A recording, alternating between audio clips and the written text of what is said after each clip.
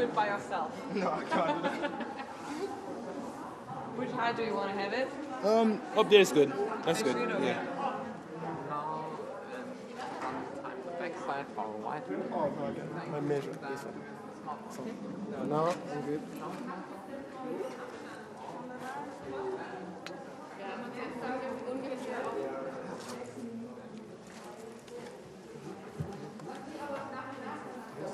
Welcome. Okay, guys, please follow me. Welcome, everybody. Welcome.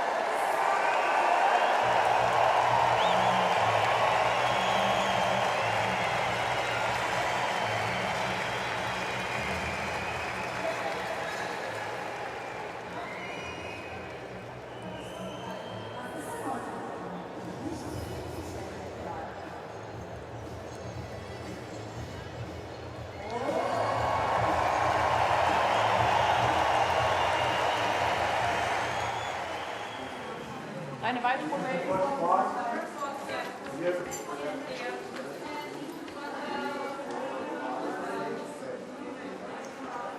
So following a bit of a weather delay Looks like we are very close to getting action underway.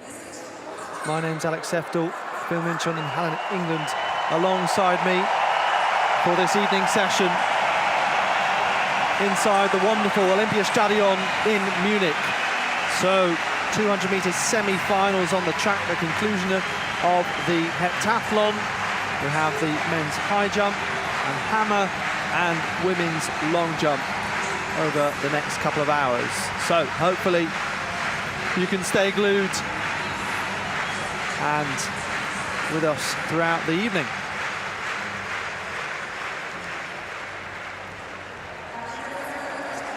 So the men's 200-metre semi-finalists are out on the track for the first of 3 semi-finals.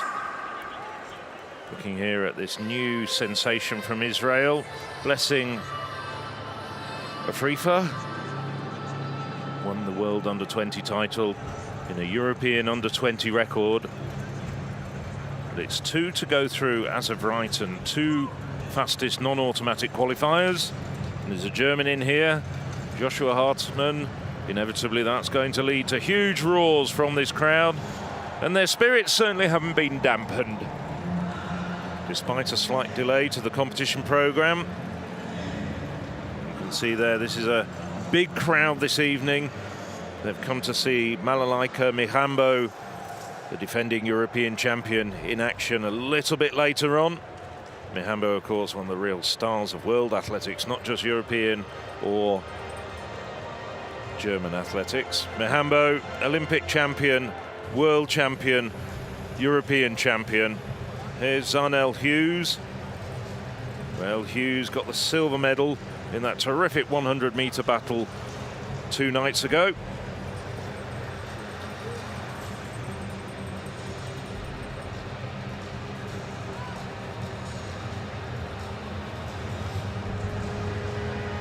So these men have been able to keep dry in the bowels of this stadium.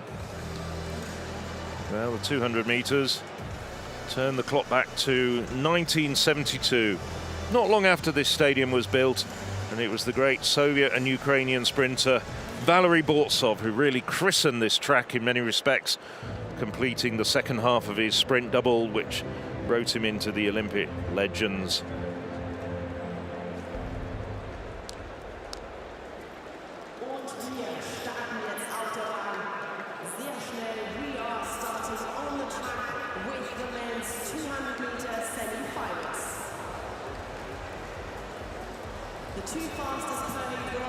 So we're ready now to get underway. In the outside, it's Italy's Esarosa Desalu, fastest man in the heats this morning at 20:46. And there you can see lots of very, very keen Italian fans. They're also here to see Filippo Tortu in one of the later heats. We're missing Simon Hansen in lane 6, so we switch to lane 7. Lane 6 is Joshua Hartmann, part of Germany's gold medal winning 4x1 team at last year's European Under-23 Championships. Now Zarnell Hughes. Hughes has run at 2012, has a lifetime best of 20:02. He's going searching for that sub-20 clocking. Blessing Afrifa, just 18 years of age and winning in Cali just a couple of weeks ago. He ran a European Under-20 record of 1996 and into the bargain an Israeli record as well. Mamadou Fall, 5th in the 100 metres final on Tuesday. A very good Frenchman. Also has reduced his personal best this year to 20:26. Inside him, in lane 2, the Czech record holder, Jan Jurka. It's a lifetime best of 20:45 to his name. Not quite as quick this year. Had to come through the first round this morning. And on the inside, it's the reigning Polish champion, 20-year-old Łukasz Zok. So with 2 to go through, you have to be looking at lanes 4 and 5, Afrifa and Hughes. Fall could get up there as well.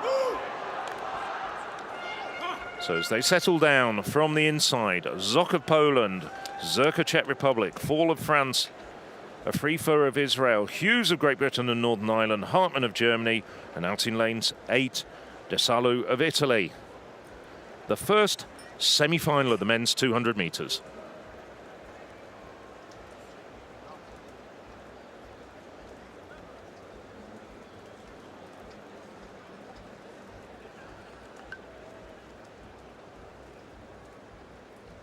Set.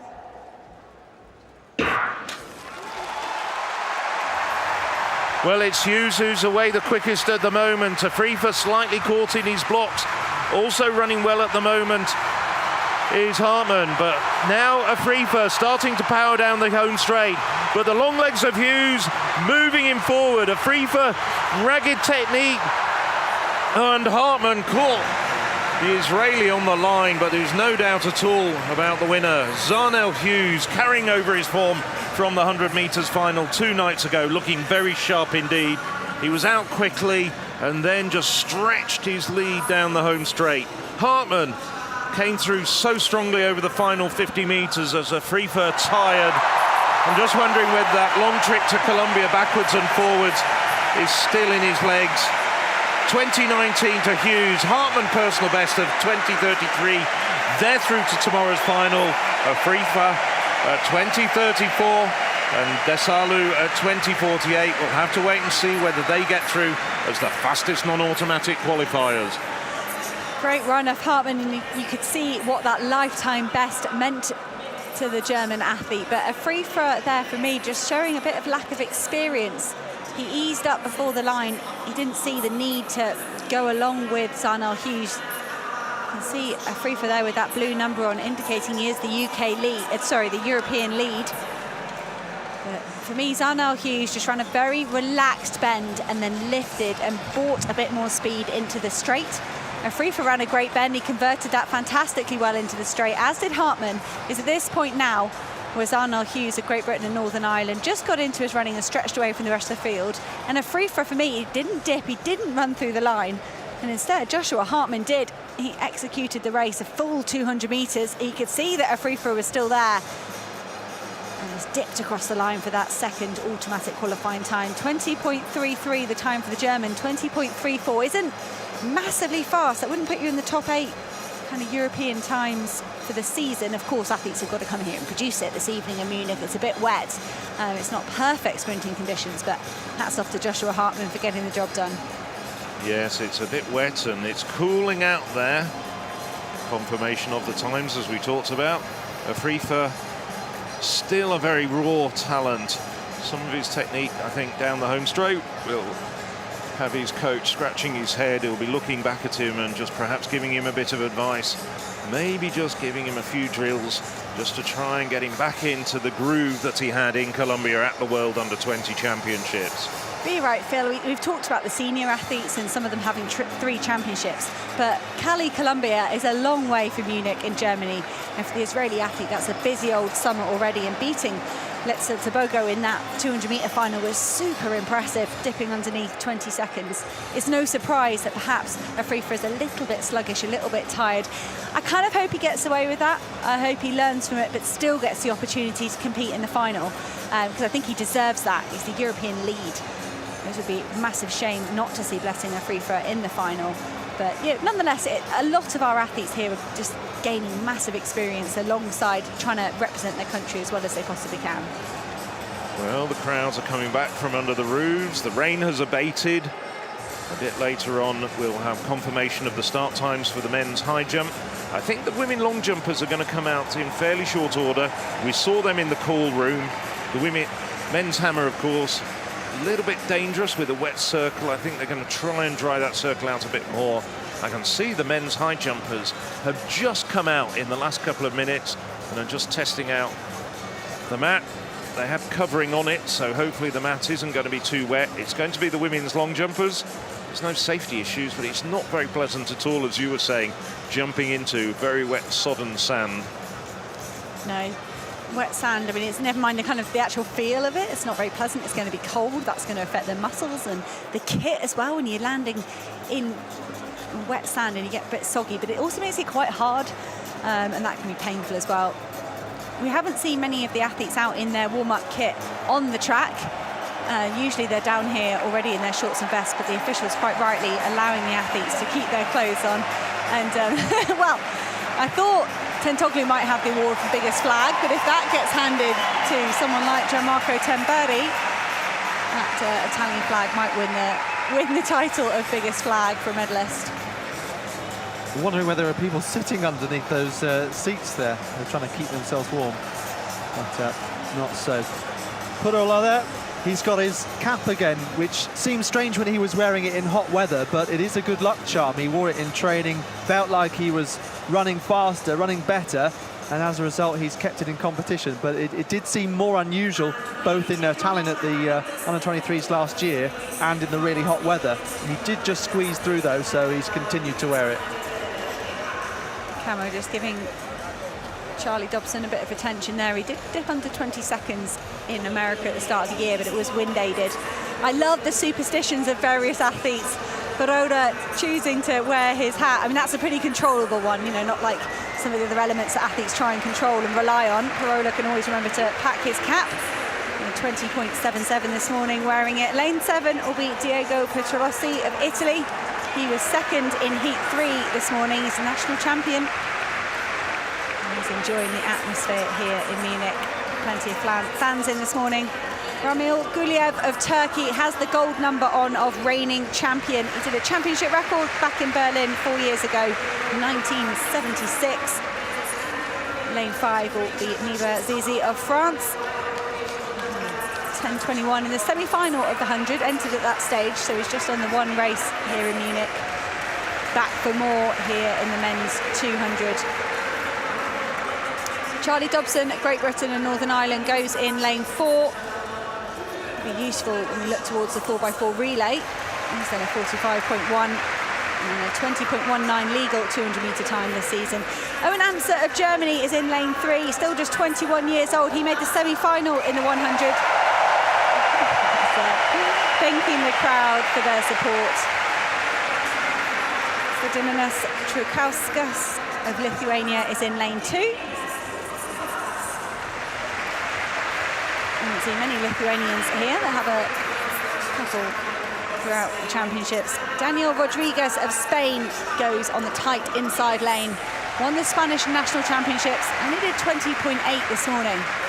But when the ground's a little bit wet, lane 1 might be even more problematic than it can be. Not the favourite of sprinters at all. Seem to prefer 4, 5, 6, do a lot of their training of 5 and 6 just to save the joints on those gentler bends on the outside lanes.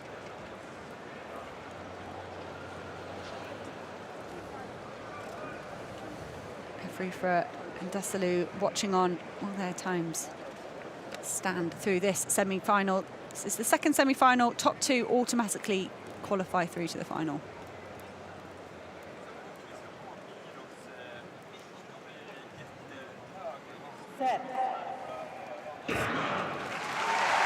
Guliev of Turkey has the fastest personal best. He's not quite the form he was in 2017, 2018, and he's struggling ever so slightly to live with Zizi of France. And Charlie Dobson just put in a big kick with 100 metres to go. Charlie Dobson of Great Britain and Northern Ireland at the moment miles ahead of the field. Can he relax over the line? Yes, what a dip from Guliev of Turkey, showing why he's the defending champion. Guliev quite smartly, quite maturely running all the way to the line there, denying everyone else of an automatic qualifying spot. Charlie Dobson, though, that was a deceptive bend. He looked pretty relaxed and then used the slingshot of the bend to power himself into the straight and stride away from the rest of a pretty quality field, including that defending champion. Yes, impressive when you consider that an athlete with basically no international senior experience comes straight into the semi-final. It looked like he was actually a bit nervous just observing his facial expression on the start line, but breaking into a smile there, running 20.21. And sometimes when an athlete has a big improvement, you just wonder whether they'll live up to that, whether they'll match that on the big stage. And in this semi-final, that's really impressive because his lifetime best 20.19, just outside the top 10 on the British all-time list and going very close to that. Looked like he was starting to fade a little down the home straight, and you expected the other athletes to chase and to arrive right on his shoulder, but didn't quite. Ramil Guliev, I wonder whether he has more to come. And obviously some athletes, although they'll be grateful to go straight into the semi-final, there's less chance to build momentum through the rounds. Ramil Guliev, let's have a look here. He does just get that second spot, qualifying after his wife progressed earlier this morning. Busy day for their household. And Zizi's 10.47, unseated, literally and figuratively, De Salu of Italy. He won't be in a non-automatic qualifying spot or the hot seat. Afrifa survives another round. Just 2 non-automatic qualifying spots. Zizi and Afrifa have to wait there. Guliev is catching up on that, the lactic, taking a moment. I'm sure if he's got some interviews to do through the mix zone, he'd rather be coherent. One more semi-final left to go in the men's 200. We've had a slight delay to the start of the programme because of this wet weather. And one of the events that's been pushed back a tiny bit is this men's hammer throw final, just to make sure the circle is safe and dry. The officials have been out there, the athletes have been warming up, and they're ready to go. Hilmar Jonsson of Iceland is the first to be introduced to the crowd. The third place at NCAs a few years ago. Didn't make the final in Eugene, but he has here in Munich. Cienfuegos of Spain is up next. Proud Spanish representative. I love it when they thump their chest like that.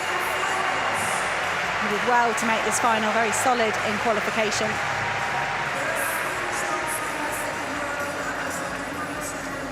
Ragnar Karlsson of Sweden will throw 9th. He's been introduced 3rd. Harsh, perhaps. I think he got a bronze medal at the European Throws Championship back in March. That was a great performance for the Swedish athlete. So a new personal best of 77 metres this season. And I did kind of get a feeling anyone that gets it right here in this hammer throw final could snatch the bronze medal. Christos Frandasakis of Greece is a really consistent performer. He's only 22 years old. Every time he turns up, it seems very solid to me. And that could be just the platform he needs to build on if he wants to get his first senior medal.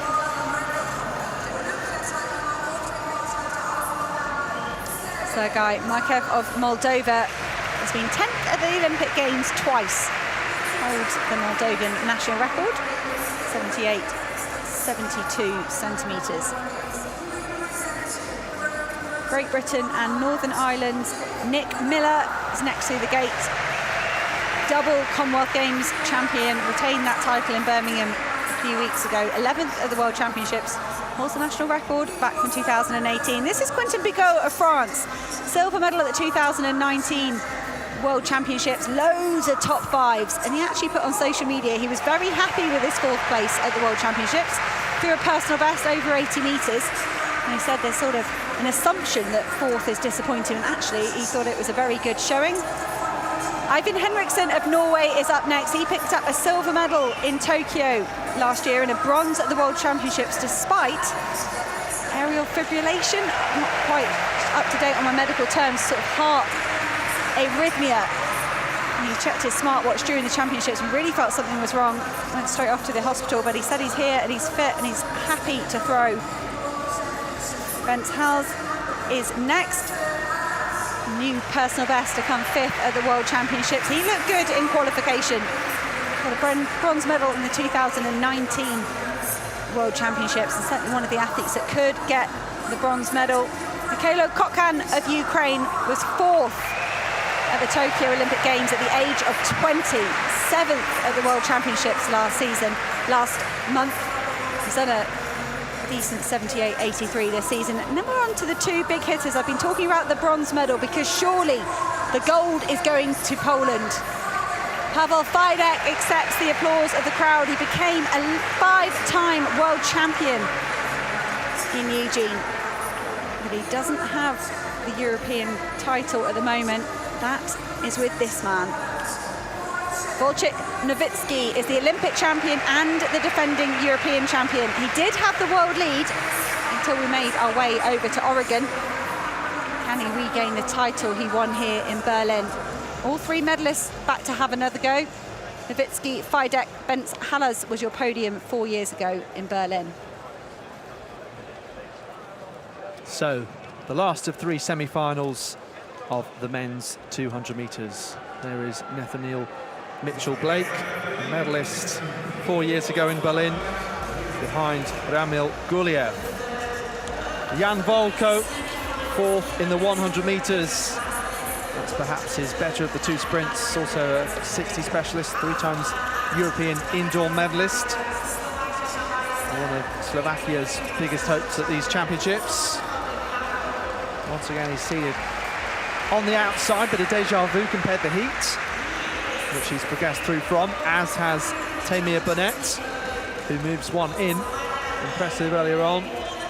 His lifetime best is 20:34, goes back to Doha 2019. Paul Retamal, well, Spain won this title in 2016 with Bruno Hortelano.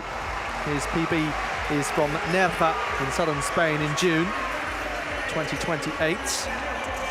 Filippo Tortu, the first Italian to break 10 seconds for 100 metres, 9:99. Pietro Menea's long-standing record. It's 1972 over 200 and remains since 1979. Nathaniel Mitchell-Blake, 20.05 this year, a 10th off his best ever. Got the 4x1 gold alongside his individual silver last time out in Berlin 4 years ago. Ryan Zeze of France, European under-23 bronze medalist in 2019. We saw Meba Michael Zeze before. William Race, decent name that for a sprinter, isn't it?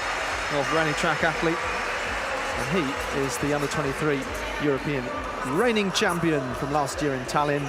Patrick Vikrota of Poland will go on the inside. Now he's improved this year from 2094 to 2067.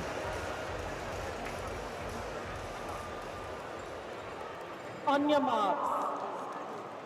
So one Zeze competing and the other looks on. You can see the middle lanes, no qualification time. That's because they have come straight through to these semi-finals. Free for the other athlete watching on, the 18-year-old from Israel. So Vikrota, Race, Zeze, Mitchell-Blake, Tortu, Retamal, Burnett and Volko. The third semi-final of the men's 200 metres. So top 2 automatic spots. How will they be filled? Tortu going well, Mitchell-Blake on his inside. Hoping to join Dobson as a heat winner from a moment ago. Zeze also chasing in the white and navy of France. Tortu now starting to come through with Mitchell-Blake. Volko nice on the outside, but Tortu takes it from Nathaniel Mitchell-Blake in 20.29. The wind, as it has pretty much throughout these championships, remaining pretty still, and hopefully, if it is a bit better conditions in the final, that will bode well for some fast wind legal times. And also bodes well for Afrifa and Zeze, just waiting on those times though, but Tortu and Mitchell-Blake are through. Well, Afrifa knows that he got through once he saw Mitchell-Blake's time come up. Retamel takes the second non-automatic qualifier with that blistering last 30 metres that takes him through to third place. But it was an outstanding performance from Tortu, who we basically associate with being a 100-metre runner. We haven't seen too many times when he's actually come to a championship and raced over 200 metres, of course famed for taking the Italians home to gold at the Olympics. Mitchell-Blake makes it 3 Britons in the final, and the last time there wasn't a Briton on the podium in the 200 metres was back in 1994. So Britain, a great tradition in the 200 metres at the European Championships. Race, well, he'll have to think about what he can do in the future. His race has run 4 today. I'd like to do an honourable mention for Volko. All 3 rounds of the 100 metres, finishing up in 4th place. Had to do the opening round here in the 100 and has come through in a season's best. Couldn't automatically qualify. That that award went to the men in the middle, Mitchell Blake and Tortu. Yes, you can see on the replay, Mitchell Blake having an excellent start. So too Ryan Zeze, the younger brother of Neba Michael Zeze, but then Tortu starts to pull away. At this stage, it looked as though Retamor was going to get up there, but then that final surge from Mitchell Blake, silver medalist 4 years ago in Berlin, and he's looking as though once again he's going to contest the medals on German soil. Tortu, though, I think there's still plenty more to come. European record is still in Italian hands at 1972, dating back from 1979. A record that stood 43 years. Yes, it was actually set in the altitude-assisted climate of Mexico City, but it's still a formidable mark when you consider how many people have tried to attack it. Phalanx of Britons, Huliev. Will it fall perhaps here? I have my doubts, but nevertheless, it's going to be a thrilling final.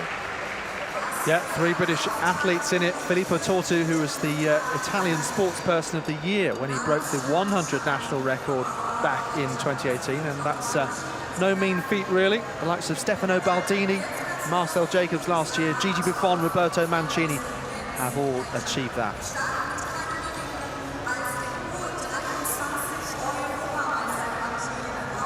So now we have the presentation for the men's high jump. Coming out first, it's the Czech jumper Jan Stafala. Well, Stafala, just a 2:23 jumper at best. Might find this a real difficult competition to get on top of. Joel Clark-Kahn. Clark-Kahn crashed out in qualifying at the World Championships last month, but here contesting the medals, coached by the former European champion Robbie Grabarts, and I'm sure Grabarts is in the crowd somewhere. This is another perhaps man who's probably an outsider for a medal, the young Frenchman Sébastien Michaud. Nevertheless, followed in the footsteps of Michael Hanani. Jonas Wagner, one of 3 Germans in this competition, and a big roar for the German student of physics at the University of Dresden. Thomas Carmoy, the Belgian, good Belgian, 2021 European indoor bronze medalist when he got 3rd place in Turin in March last year. Marco Fazzanotti of Italy, well, one-time Italian record holder when he cleared 2:35. That was a few years ago. That was back in 2015. But nevertheless, starting to come back into form this year. Douwe Amels. Well, Amels has been the Dutch #1 for a very, very long time, since he was the European under-23 champion 9 years ago. 15 times the Dutch champion, 8 indoors, 8 out. This is Timur Ivanov, the Bulgarian. Well, Ivanov has made a number of major finals over the years. 2019 World Student Games champion. One of 2 Ukrainians in this final. Oleg Doroshuk. Doroshuk, just 21 years of age. 2nd in the European Under-20 Championships back in 2019. Tobias Poiter. Well, Poiter has improved this year to 2:30. I think he could, spurred on by this crowd, be a potential medal contender. Former European Under-20 champion. That was back in 2013. Now 20 years of age, but in the best form of his life. Andrei Protsenko got the silver medal back in 2014. And after 7 attempts at World Championships, managed to take a medal at the World Championships last month. This is Gianmarco Tamberi. Well, not much more needs to be said about him. 2016 European champion, 2021 Olympic champion. Best of 2:39, not quite in the same form as last year, but nevertheless one of the men you'd be looking for to be challenging for gold. And this is the defending champion. He's had years of injury after Berlin 2018. Just wait for the roar as he's introduced to the crowd. Matthias Brisbilko, and he's back over 2:30 this year. The defending champion, one of 3 very good Germans in this competition.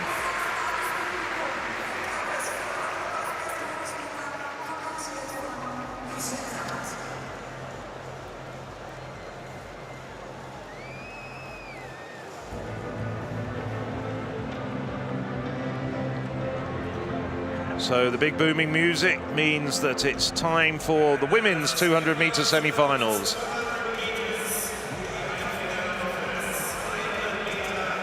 This is the first of 3 semi-finals, and as with the men, it's the first 2 automatic qualifiers and the 2 fastest non-automatic.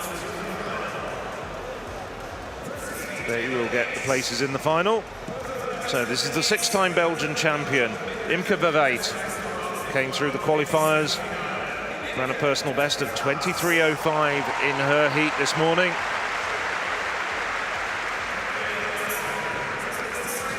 Olivia Fotopoulou of Cyprus, the Balkan indoor champion earlier this year at 60 metres. In lane 6, the very good Dane, Ida Katrine Karlsoft. Karlsoft taken the Danish 200 metres record down in several increments this year. Current personal best, 22:67. Corinna Schwab, well, she's had a busy championships. Made the semi-finals of the 400 metres. 200 metres, probably a better distance. Has improved to a personal best of 22:51 this year. Jamil Samuel, 2018 European 200 metres bronze medalist. Now looking to get into the final and challenge for another medal over this distance. In lane 3, looking sharp this morning, Jodie Williams ran 22:92. That equalled her season's best. Has a best going back to 2014 when she was the European silver medalist of 22:46. Best known as 400-metre runner, dropping down here to the sprint. This is Léonore Poignet. He's in the heats this morning. He's 21 years of age. This is her first major international championship. And on the inside, Lisa Lilja of Sweden, 4 times the Swedish champion, twice indoors and twice outdoors. She's on the inside.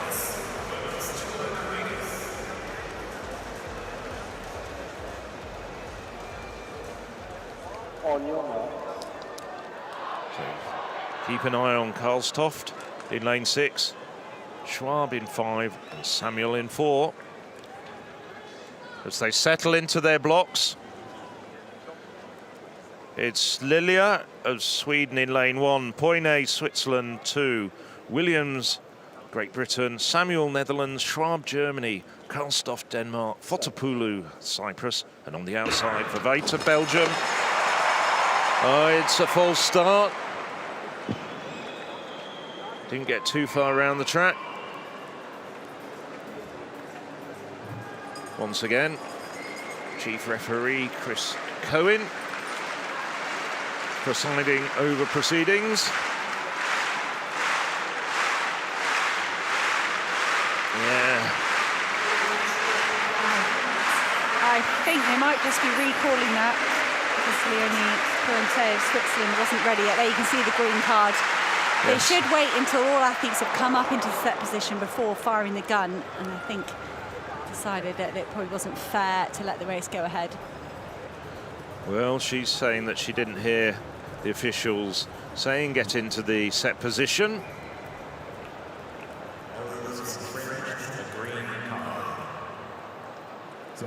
So it's a green card, a faulty start. The women are recalled.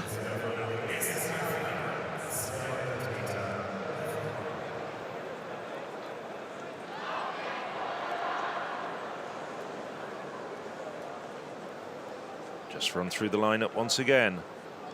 Lilja, Poignet, Williams, Samuel, Schwab, Karlstoft, Fotopoulou and Ververt. And they're away cleanly this time. Samuel gets an extremely good start. So too does Karlstoff.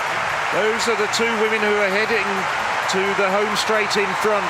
Schwab now starting to pick it up, and Williams has come through in lane 3. Williams has run an excellent bend and now really starting to motor. It's Karlstoff and Williams. That's 1 and 2 at the moment. Samuel comes through in third. She'll have to wait to see whether she gets through as a fastest non-automatic qualifier. Well, Williams didn't start terribly well, but that second 50 metres, she absolutely picked up magnificently, blazed down the home straight, really accelerated hard coming off the bend. Karlstoff started well, came through and finished well as well. She takes the victory. 22.73 for the Dane, 23.03 for Williams. Just fractionally slower than her heat this morning, but they were much better conditions for sprinting. Samuel, 23.13. Great bend running all round there. To be honest, Jodie Williams has been training for 400 the last couple of years. She's been horribly injured this year, so perhaps that kind of start, not what it should be if you'd had time to practice that, but the strength coming through at the end. But Denmark's Karlstoff, that was fantastic. You know, the speed she went through the bend, you're thinking, has she got anything else left to give? But the Danish athlete really, really did. And that was a dominant performance. It'll be interesting to watch these other two semi-finals unfold. For me, at the moment, Ida Karlstoff looking really hard to beat.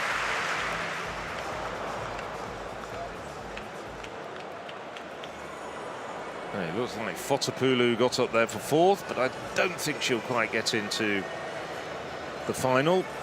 That's relatively slow time, 23.33, and there's some good women in the 2 heats to come.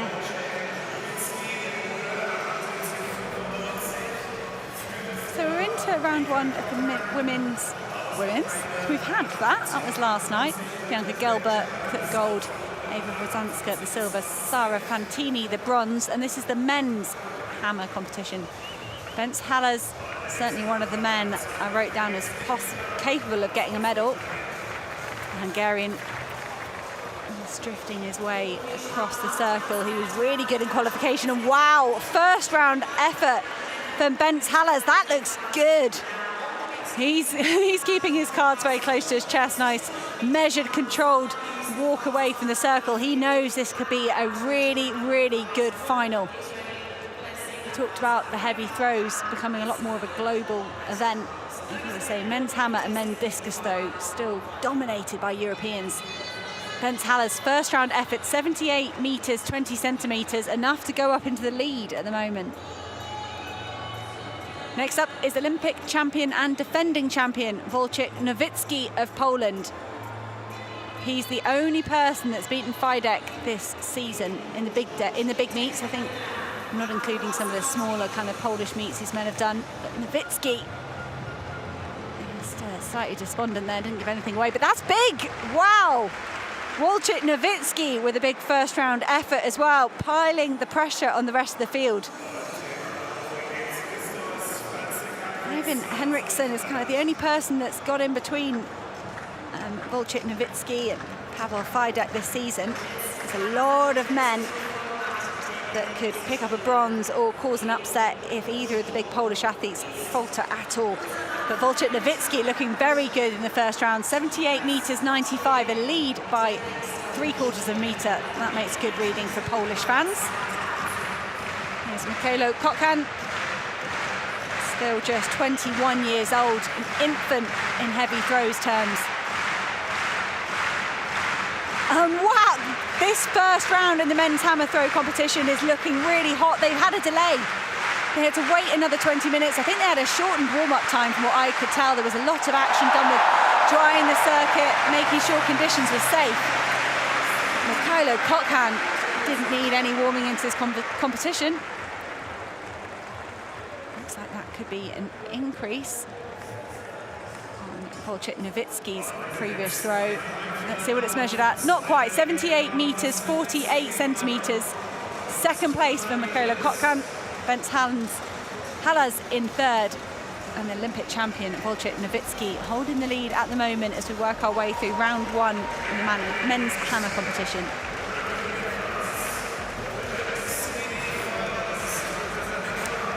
Whilst we've got some heavy implements being thrown around on the inside, we've got another semi-final, women's semi-final number 2. Question marks over Dina Asher-Smith and how she's feeling. She had cramp in both calves.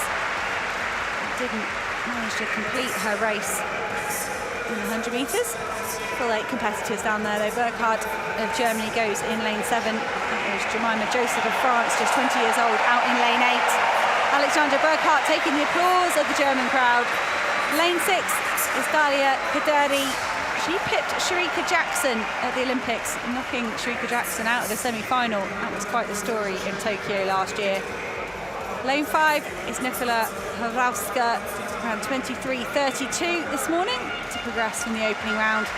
Much sunnier and warmer this morning. We've got a persistent drizzle here this afternoon. Pole, just 21 years old, testing herself against the very best in Europe. And she's got one of the best in Europe inside of her. She will be very aware of that. Dina Asher-Smith is the defending champion.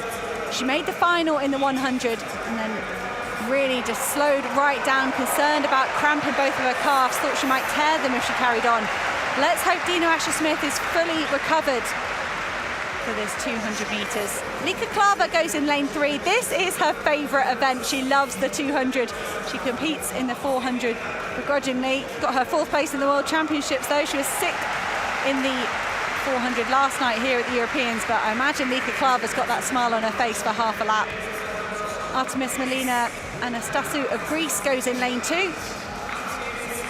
She's done a personal best this year, 23:31. Was 4th in the first heat this morning. And completing the lineup in lane 1, Reina Bazolo of Portugal, national record holder at 60 metres indoors, 100 and 200. Took 2nd place in her heat this morning, 23:09 this season. So fastest from the 2022 outdoor season is Great Britain and Northern Ireland's Dina Asher-Smith, 21:96, picked up a bronze medal at the World Championships, but question marks over whether Dina Asher-Smith is healthy. We'll know a lot more in around about 30 seconds.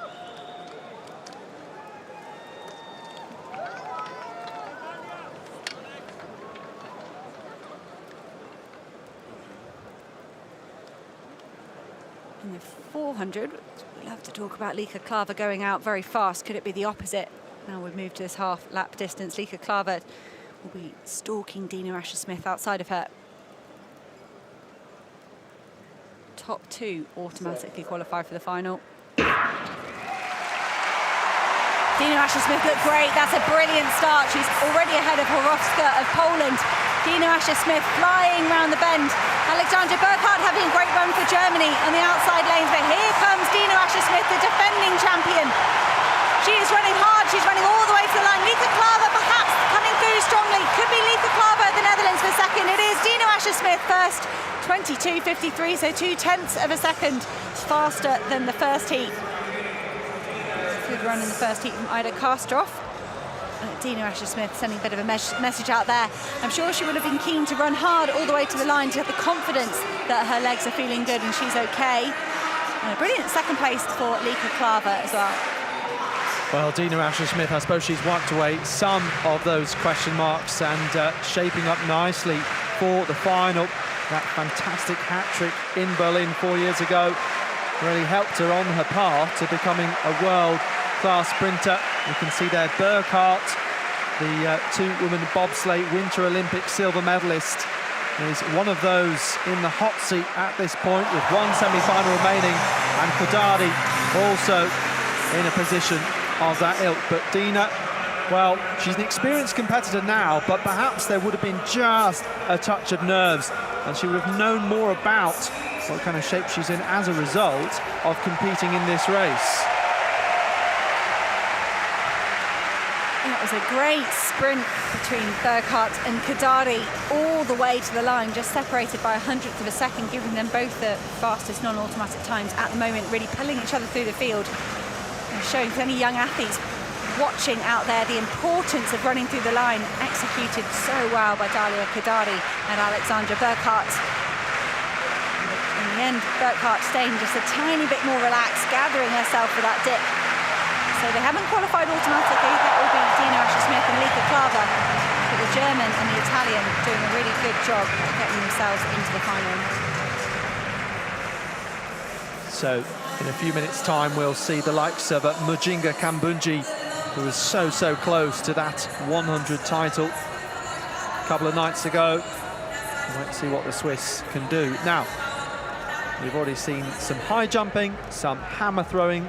They continue. We've also got the women's long jump final tonight, and one of the big fan favourites here in Munich.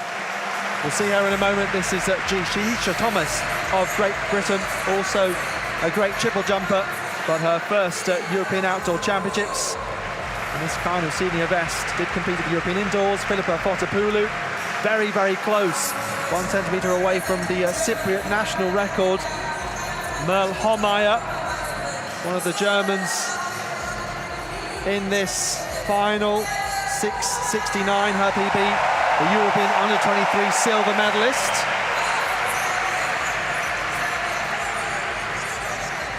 Now, Milika Gardashevich was impressive in qualification. She equalled her best ever jump of 6:83. And she also has a teammate in this final, Ivana Valletta, who we'll see shortly. Yanis David of France, 2017 European under-23 champion. 6:71 this year, 13 centimetres off her PB. Larissa Iapicino, European under-20 champion 3 years ago, and the daughter of 2 times world champion Fiona May. Her father, Gianni Iapicino, was an international pole vaulter as well. Alina Rotadu Kotman of Romania, sure buoyed by the success of Bianca Gelber in the hammer last night, who won gold. And an outside contender for a medal. Kadi Sagnia, someone who is trying to fulfill the potential, having jumped 6:95 this year at the Eugene Diamond League. Former youth Olympic champion 12 years ago. Did get a medal indoors in Torun, a bronze. Jasmine Sawyers, another athlete with great potential and experience as well. European silver medalist back in Zurich in 2014, 6:84 in Birmingham this year. Marina Bekremanchuk of Ukraine, someone who's also in the triple jump and has a whole host of international medals. European indoor champion last year in this event. Ivana Valletta, another athlete so accustomed to being right at the sharp end of Diamond League competitions and major championships, 7:24 at best. But the crowd really have come to see Malaika Mihambo. Well, you know what? We had a delay because of a thunderstorm, and people moved right across the stadium so they could be covered by the roofs. But once they saw it wasn't too heavy, they moved back to be right next to the long jump. Bence Halaz just taking a moment to compose himself. This is round 2 of the men's hammer final. He's in 3rd place at the moment, 78 metres, 20 centimetres. Matching his bronze medal position from 4 years ago at the moment. Bence Halaz just throwing his hands up with frustration. You can see the raindrops on the floor there. Tricky conditions for these men. That could be a slight improvement for Bence Halaz. This throw at the moment, 78 metres 95 by Volchik Novitsky. You can see that graphic on the screen. Halaz plonking his hammer down just short of that, so he could find a few extra centimetres on his 78 metre 26 throw. See, still persistent drizzle, maybe a little bit heavier than a drizzle. Here in Munich, we've had back-to-back sunshine so far. So an extra 6 centimetres for Bence Halaz doesn't improve his placing. Pretty tight at the top there. Volchik Novitsky is up next. 78 metres 95 in his first round effort. Got a best of 81.58 this season. Like I said, that was a world lead for quite a while until they went over to Eugene and Pavel Fidek bettered it. And that could be another great throw from Wojciech Nowicki over the 80-metre mark. It's going to improve his 78 metres 95. Looking pretty relaxed, Nowicki. He looked great in qualifying. One massive effort. And then he wandered off to get himself ready for this. Over 80 metres. How much over 80 metres? Had 5 men in this field surpass the mark this season. Nowicki, 80 metres and 90 in tricky conditions. He's up in the lead at the moment. He's sharing a laugh with Pavel Fidek. I'm not sure how much Pavel Fidek will be enjoying life down there. He had a foul in the first round. Great to see athletes who are so used to competing against one another just add something extra, something special. We'll see that again in this particular semi-final. Siragusa on the outside for Italy. Delphine Incanza, the 20-year-old, big improvement for her this year, over 100 and 200, 23.03 in the longest sprint. Paula Sevilla of Spain. This is her first season going sub-23 seconds in Madrid in June. So some have become very prepared for the wet weather with the ponchos. Shana Grebo alongside, 1.2 seconds outdoor PB improvement this year, 22.98 for the University of Oregon athlete. No Daryl Meter alongside, the bronze medalist from the 100, taking no further part in the competition. Mujinga Kambunji though, you can hear the Swiss bells there. National record holder now over 200. And this, the two German-speaking athletes alongside, in fact 3 in a moment. This is first of all Jessica Bianca Vesely of Germany, World University Games silver medalist in 2019, and then the Austrian Susanne Wali, Olympic and world semi-finalist, actually a 15-time national champion over 400 metres. So another athlete strong over 2 and 4 on the inside there, similar to Lika Klaver a moment ago. We had a joking conspiracy that the bar in some of the jumps was being held on by a magnet. I don't know whether the athletes are grouped and seated in language order. We've got Wali, Vesely, Kambunji, Nita, Grebo, Sevilla, Incanza and Siragusa, who before turning to athletics was a roller skater. So Daryl Nita, no farther part in the competition, the DNS, but Kambunji therefore surely taking on the mantle of the favourite to progress through to the final. Traditionally more of a 100-metre runner, but not so over the last couple of years. Really been a fantastic all-round sprinter. Grebo very close for second. Kambunji eases down in 22.77. So 22.87 was needed to make the final 4 years ago, as Burkhardt, one of those who looks on. It was really close for second, third and fourth, and that might help the athletes in behind. Well, look at that. In fact, it doesn't. It's Burkhardt and Ghaddadi who know that they will now progress. Burkhardt, all tears there. She waited for that time to come through. Look what that means to Burkhardt. Takes the applause from the crowd. You quite rightly, Alex, referenced her double Olympic kind of efforts last year. 6 months between the Summer Olympics in Tokyo, where she did the relay, and the bobsleigh in the Winter Olympics. And now she's a finalist at the Europeans. Well, interesting 3 winners, and I think that's probably setting it up for a battle for the medals between Kambunji, Dina Asher-Smith, who won the second heat, and also the Dane Karstoft. Let's have a look again. Slightly stuttering start. It wasn't the best of starts from Kambunji. She looked a bit unsteady over her first few steps, but once she got into her running, flying around the bend, and it was just really a battle for second place at that point. Good finish from Grebo, Shana Grebo. She's had a long year competing in the American collegiate circuits as well, which started back in April. But Kambunji, well, coming back after a silver in the 100 metres. She's looking absolutely magnificent in the 200, but it's not all going to be about her. As we were saying, there's 2 or 3 other women who could challenge. Yeah, Burkhardt. although Lucan Kemper was determined to come through in the 100, it looked like it was Kambunji's race to win. She had a decent lead there. Great celebration, though, from Burkhardt, who, after Lucan Kemper looked to have cut herself quite badly, Burkhardt's the sort of person who might play a more pivotal role in their relay team, as we see the women who will make up our 200-metre final tomorrow night.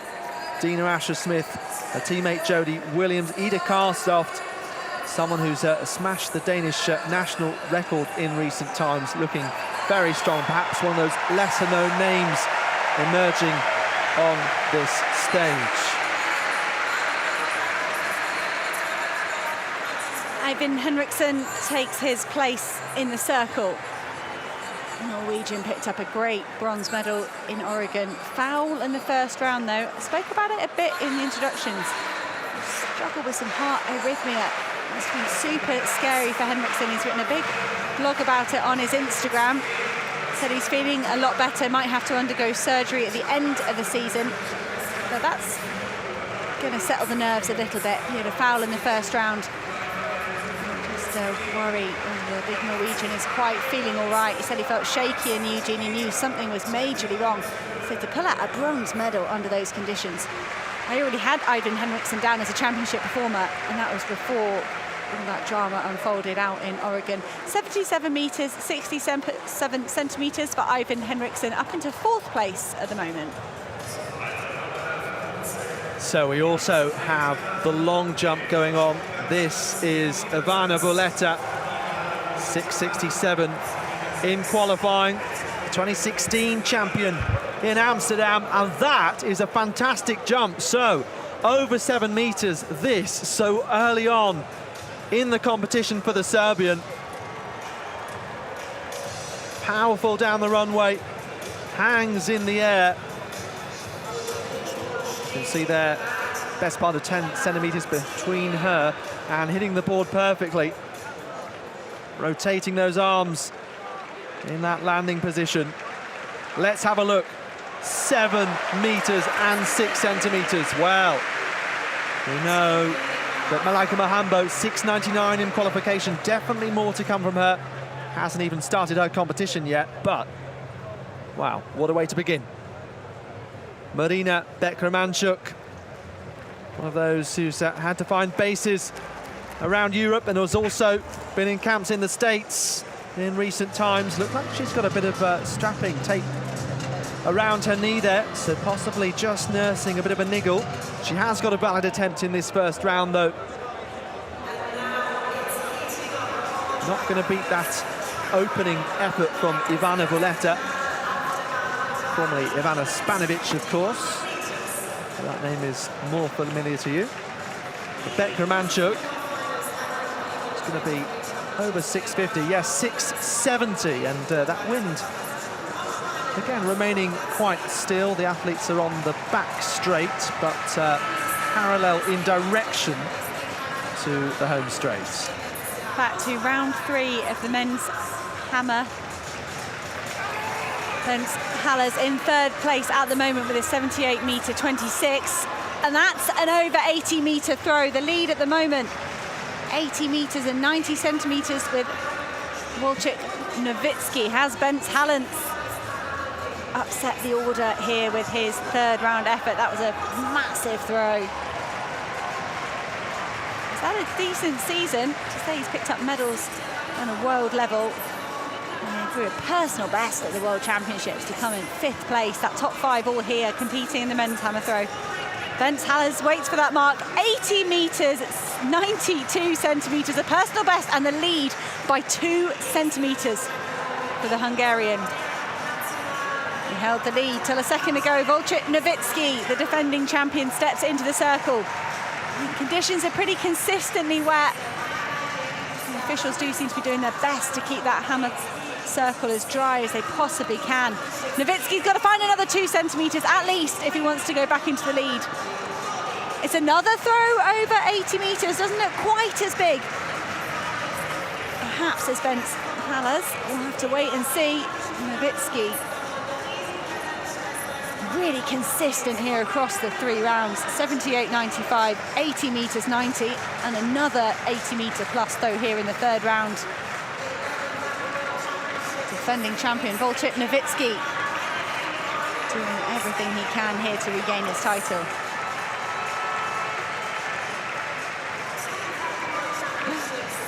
Oh, 80 meters 91, brutal. He only finds another centimeter. Bensalas stays in the lead. Now this man, Pavel Fidek, picked up his 5th consecutive world title. That blue bib indicates he has the thorest throw in the world this year, but he's on 2 fouls.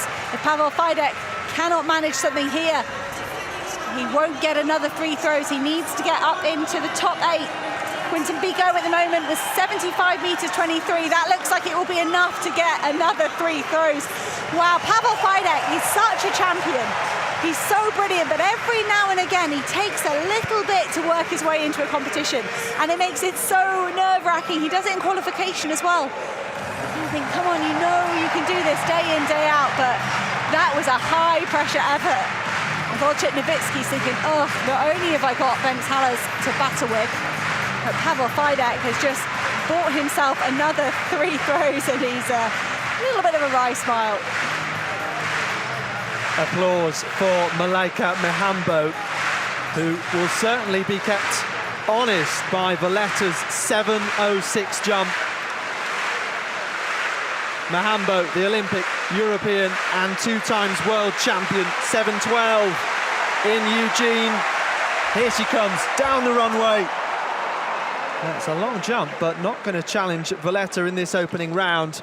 I've just had a look. You have to go back to 1998, the last time we had a 7-meter jump win the European title. Heike Drexler, who was unbeaten between 1986 and 1998. And she also holds the championship record, does Drexler, with 7.30, which Mihambo managed when winning the title in Doha, the World Championships in 2019. So 6.71, 2nd place at this point. So much action going on today. 6 finals, and this one is next. The men's 1,500 meters. Jakob Ingebrigtsen trying to redo the double he did in Berlin at the age of 17. It was an astounding performance in Berlin. He's got 1 gold already in the 5,000. Can he pick up another here today? Came unstuck slightly in Oregon when he was firmly the favourite for the 1,500 there. Good times this season. He was going in as the Olympic champion. Couldn't hold off the fast-finishing Jake Whiteman. I wonder if Jakob Ingebrigtsen will employ different tactics today. If it does dawdle at all, he could be vulnerable. There's a lot of big kickers here. We know Ingebrigtsen is infallible in the Diamond League kind of pace-made tight races, whether it's 1,500 or 5K. Timothy Chariot's helped him out in recent years by making the finals pretty fast. That's what happened in Tokyo, and Jakob Ingebrigtsen could glide past him. But in Oregon, Jakob Ingebrigtsen took up the running and didn't quite make it fast enough to spread the field out. European 1,500 meter races are so often a tactical affair. Spaniards are very good flying through the field in those sort of environments. I always love to say European men all think they've got the best kick in a 1,500.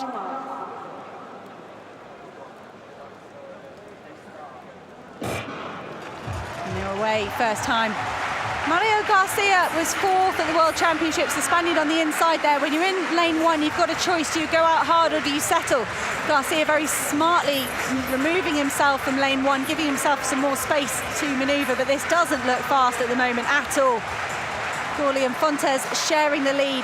Jakob Ingebrigtsen happy to sit at the back of the pack, but I mean, sometimes we see Jakob Ingebrigtsen do absolutely nothing for 400, but he's got himself involved a little bit earlier, 28 or so through the first 200 metres. So it looks like Jakob Ingebrigtsen could be making this a fast race from the start. And there's a bit of a stumble there. I think that was the Frenchman perhaps getting tangled up. He's still on his feet. Great to see. Mario Garcia has extracted himself from this group. He was my pre-race favourite for the silver medal. But Jake Hayward of Great Britain and Northern Ireland, he can be a really brilliant tactical athlete as well. He's sitting in 3rd place.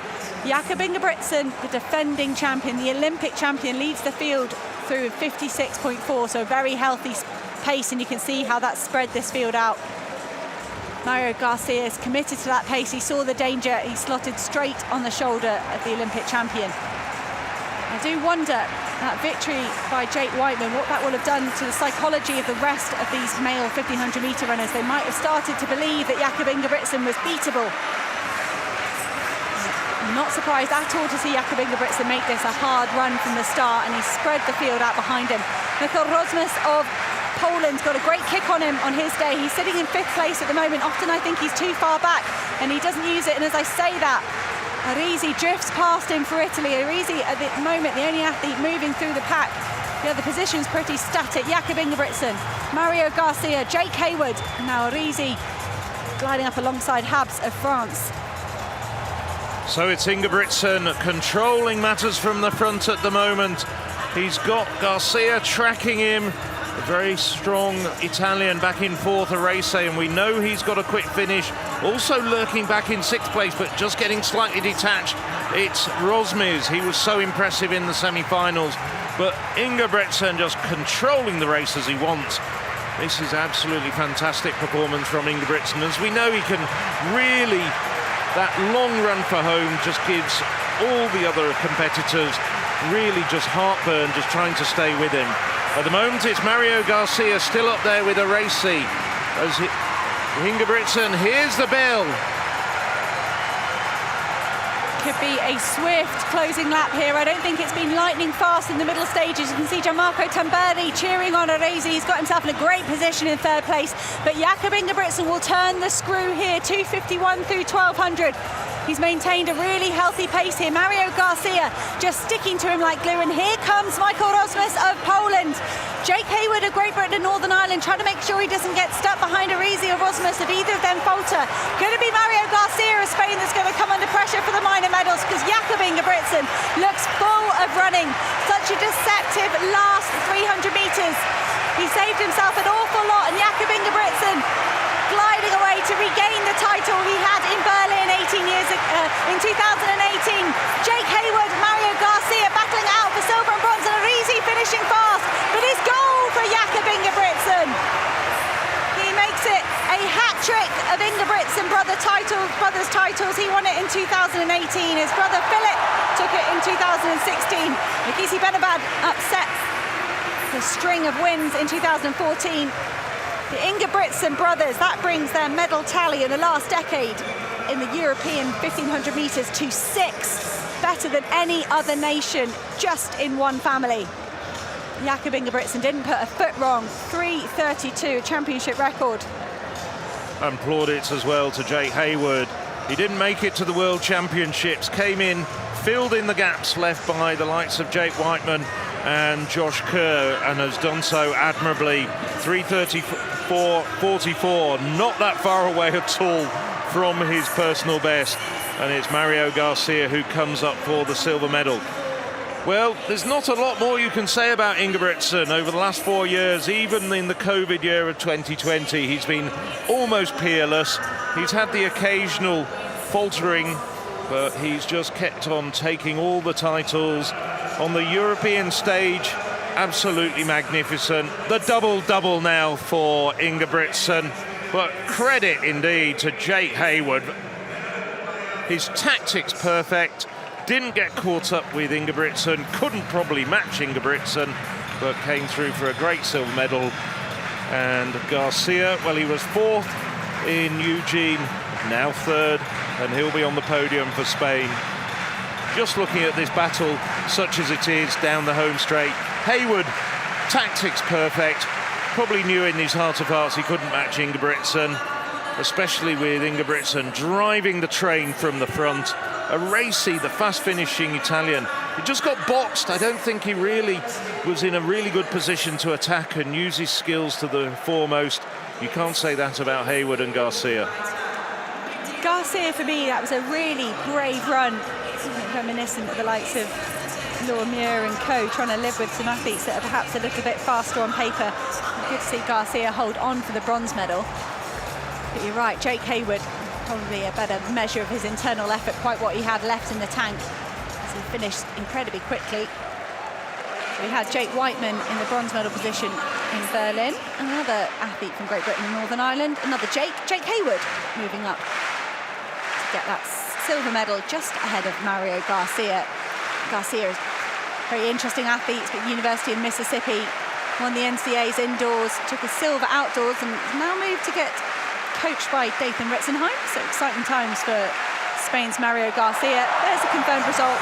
Pietro Arisi rewarded with a personal best, but what about that championship record, double gold to Norway, Jakob Ingebrigtsen.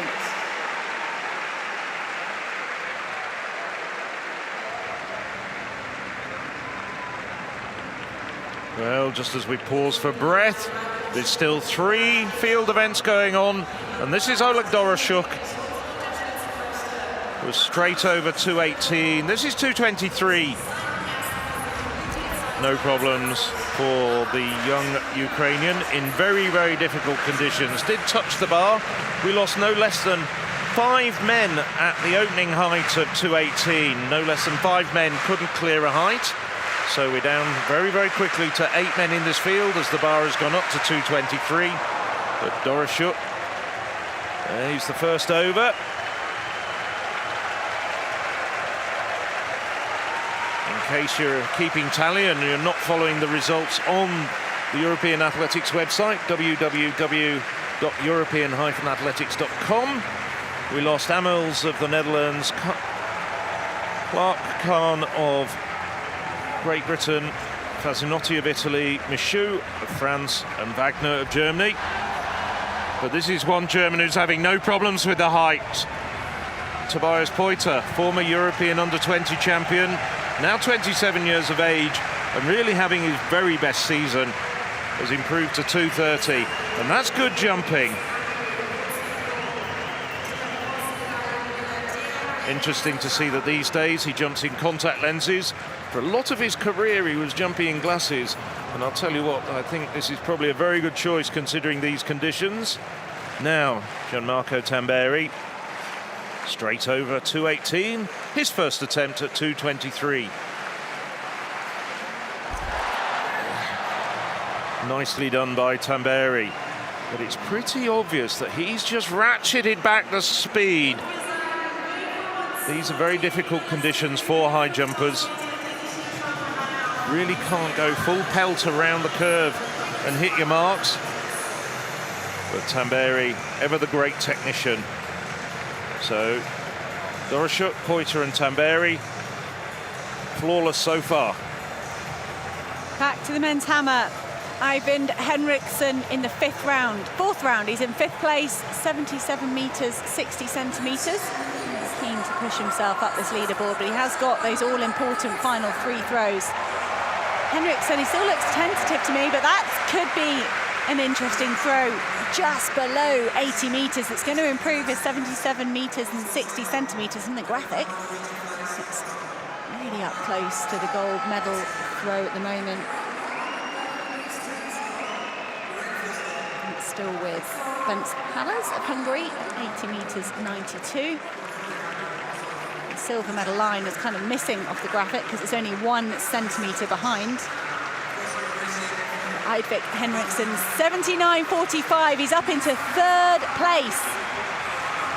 Massive health problem for the Norwegian athlete, having to deal with the uncertainty and the concern about that and save some energy for competition. Now, Pavel Fidek, 78.43 in the 3rd round. He had to do something decent to give himself another 3 throws. He's the fastest in the circle, but he's made a tentative start. That was a tentative finger to the air as well. Oh, that's okay. It's going to improve his mark. It looks to be less than the 79.45 just set by Eivind Henriksen. Pavel Fidek. No one's really beaten him this season, apart from Wojciech Nowicki, around about on the circuit. And I stand by, I did tout Fidek and Nowicki as the pre-event favourites for silver and gold. You just have to when these men so often come out on top. But at the moment, Pavel Fidek is struggling for a little bit of oomph. His last competition, the Silesia Diamond League, he did a Diamond League record. And that was just over a week ago. Pavel Fidek a bit rusty in the men's hammer. Tell you what, in there somewhere is Simon Zilikowski. Alex and I bumped into him just as we were coming into the stadium. So the Poles are being watched by their mentor, the 2000 Olympic champion, 2001 world champion, who eventually got a bronze to his name in the European Championships in 2012.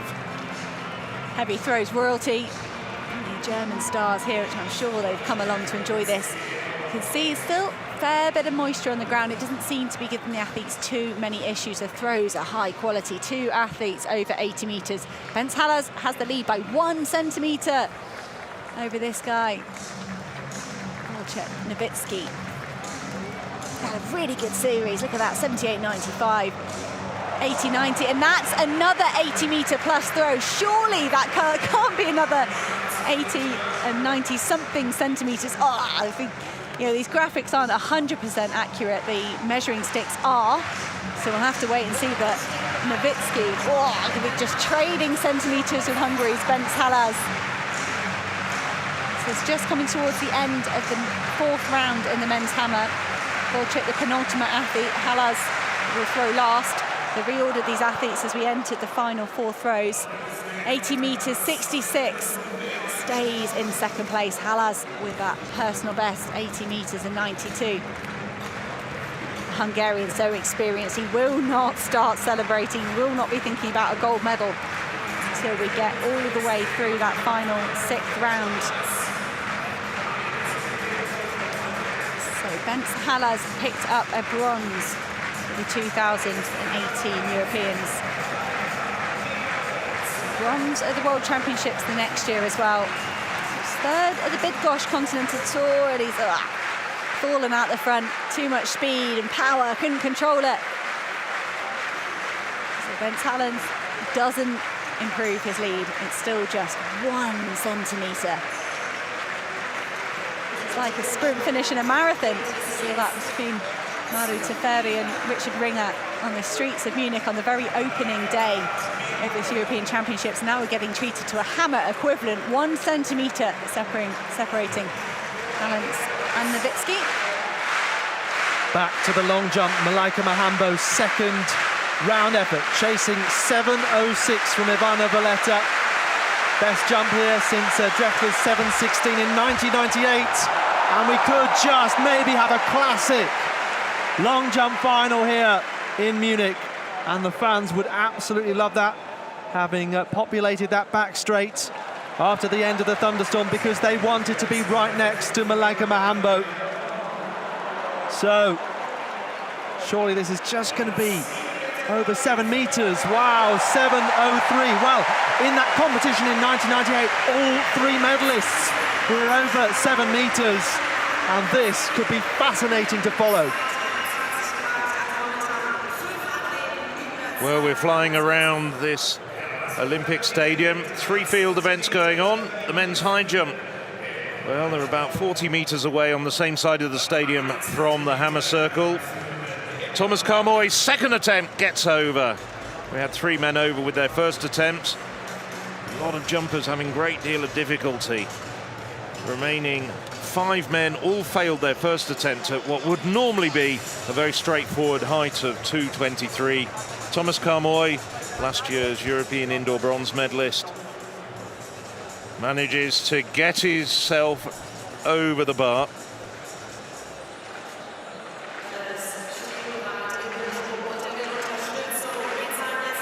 So 4 men over, 2.23 now.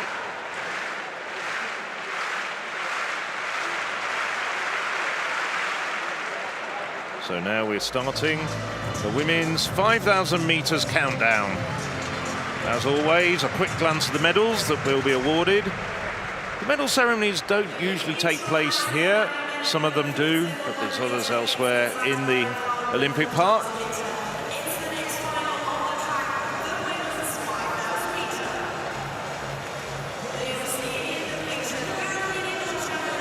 Mark Oates, Britain.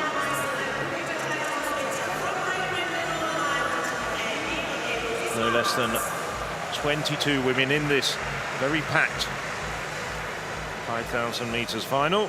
Thackeray, 2nd of the 2 Britons. A very good Dutch woman, Maureen Kloster, got 4 of the first 5 home in the 10,000 metres from Tuesday night. Alicia McColgan, silver medal over 25 laps of the track. Hectic racing schedule this year. This is her 14th top quality race. Nadia Battocletti, European under-20 and under-23 cross-country champion. There's Caroline Berkeley-Grovdal, reigning European cross-country champion and the European leader over 12.5 laps of the track. Grovdal running a season's leading mark of 14:31.07 in Oslo. Constance Klosterhaufen, bouncing back after COVID, got 4th over 10,000 metres. And there's Yasmin Chan. Was such an impressive winner to regain the 10,000 metres title that she first won in 2016 when she did the double, taking this event as well. Alina Ray was 8th in the 10,000 metres.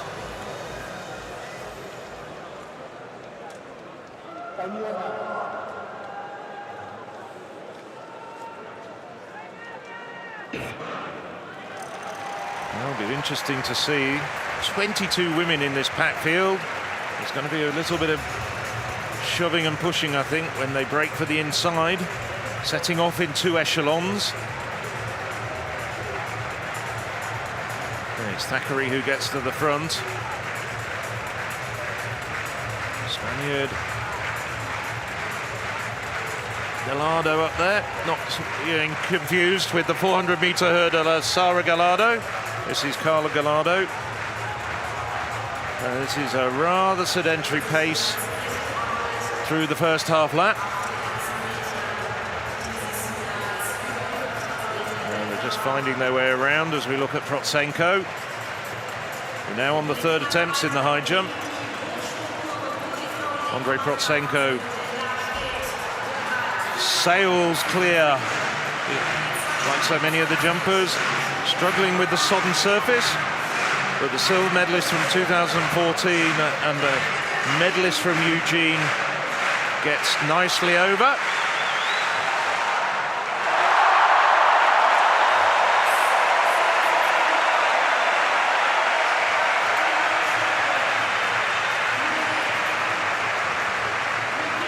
Now this is live. Maciej Przybylko.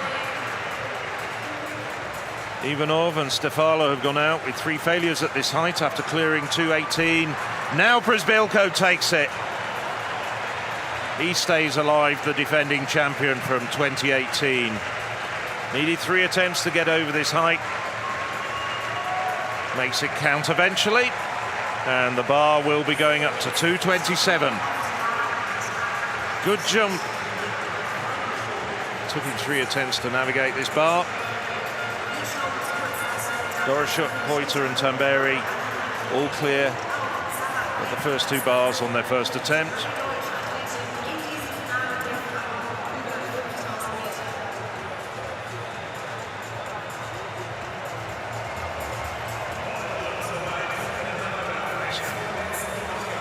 Back to the track for the women's 5,000 metres, and it's Alina Ray in the lead at the moment.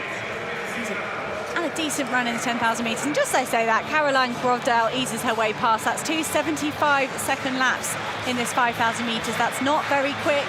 I was wondering whether Eilish McColgan might fancy a lead. She usually lets the first kilometre go pretty slowly and then asserts herself on the rest of the field. But Caroline Grovdal broke Ingrid Christensen's 36-year-old national record with a 4th place finish at the Oslo Diamond League this season, 14:31. And she's certainly got the calibre to lead that field, as does Pavel Fidek if he can get it right. We're into the 5th round in the men's hammer. Fidek in 4th position at the moment, having nearly exited the competition after 3 rounds. Pavel Fidek could improve his 78.49, but I'm not sure that's going to challenge the medals at the moment. 5-time world champion struggling to get on the podium at a European level, but that just shows the strength and depth in European men's hammer throwing. The best in the world. Such a treat this season to see them go up against each other twice in the major championships. Another note on these men. It's 79.03, an improvement from Fidek. You can't catch Henriksen, Halas and Nowitzki. Nowitzki second place at the moment. 80 metres 91. He's 1 centimetre behind Bence Halas. If he matches that, if he was 80.92, that'll be enough to go into the lead because he threw 80.90 as well. Oh, Nowitzki, good balance there, good core stability, strength. Wow, that's a whopper. Wojciech Nowitzki in the 5th round. He is the defending champion. He is the Olympic champion. Couldn't take that world title in Eugene. He will give us a smile, he will give us some emotion, but he's a businessman until the end. Wojciech Nowitzki does well to keep himself in the circle there. And that's going to be a lead for Poland. 42 metres exactly, the lead in the competition and in the world this year. Further than anyone else has thrown, including Pavel Fidek. Again, the men just congratulating each other. For so many athletes, the World Championships is the biggest stage, and then everything after that might be a chance for redemption or just a bit of a chance to relax and enjoy the amazing atmosphere we've got here at the European Championships. But that's not the case in this men's hammer. There is no relaxing. This is a world-class field. Bence Halas had the lead. So he's throwing last in round 5 because he came in to these final 4 rounds in the lead. 80 metres and 92, a personal best in the 3rd round. And it was a foul in the 4th. Gained a lot of speed there, Halans, and that's not going to cause any trouble there. That's the end of the 5th round. Wojciech Nowitzki in the lead, Bence Halas in silver, and Eivind Henriksen for Norway in bronze.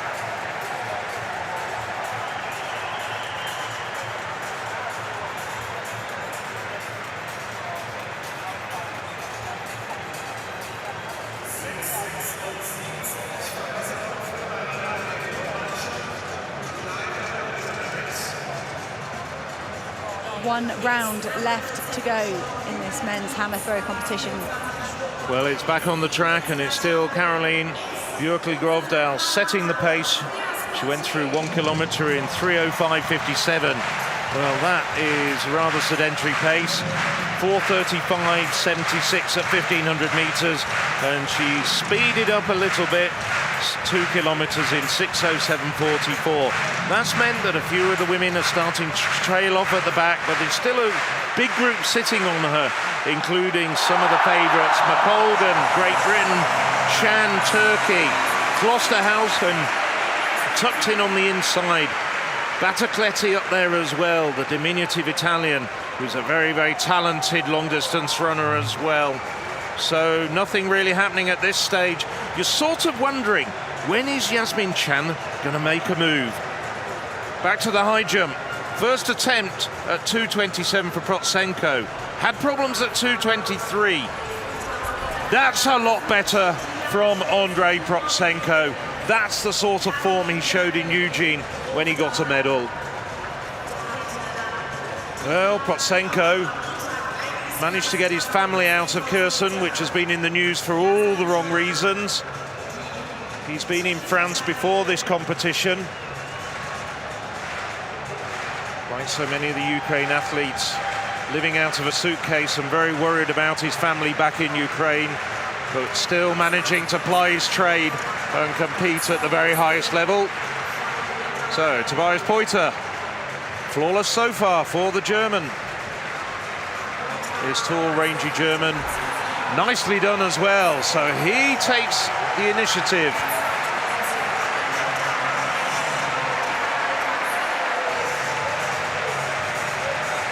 Really good jumping, bags of height. It's all come good for him after a few years of injuries.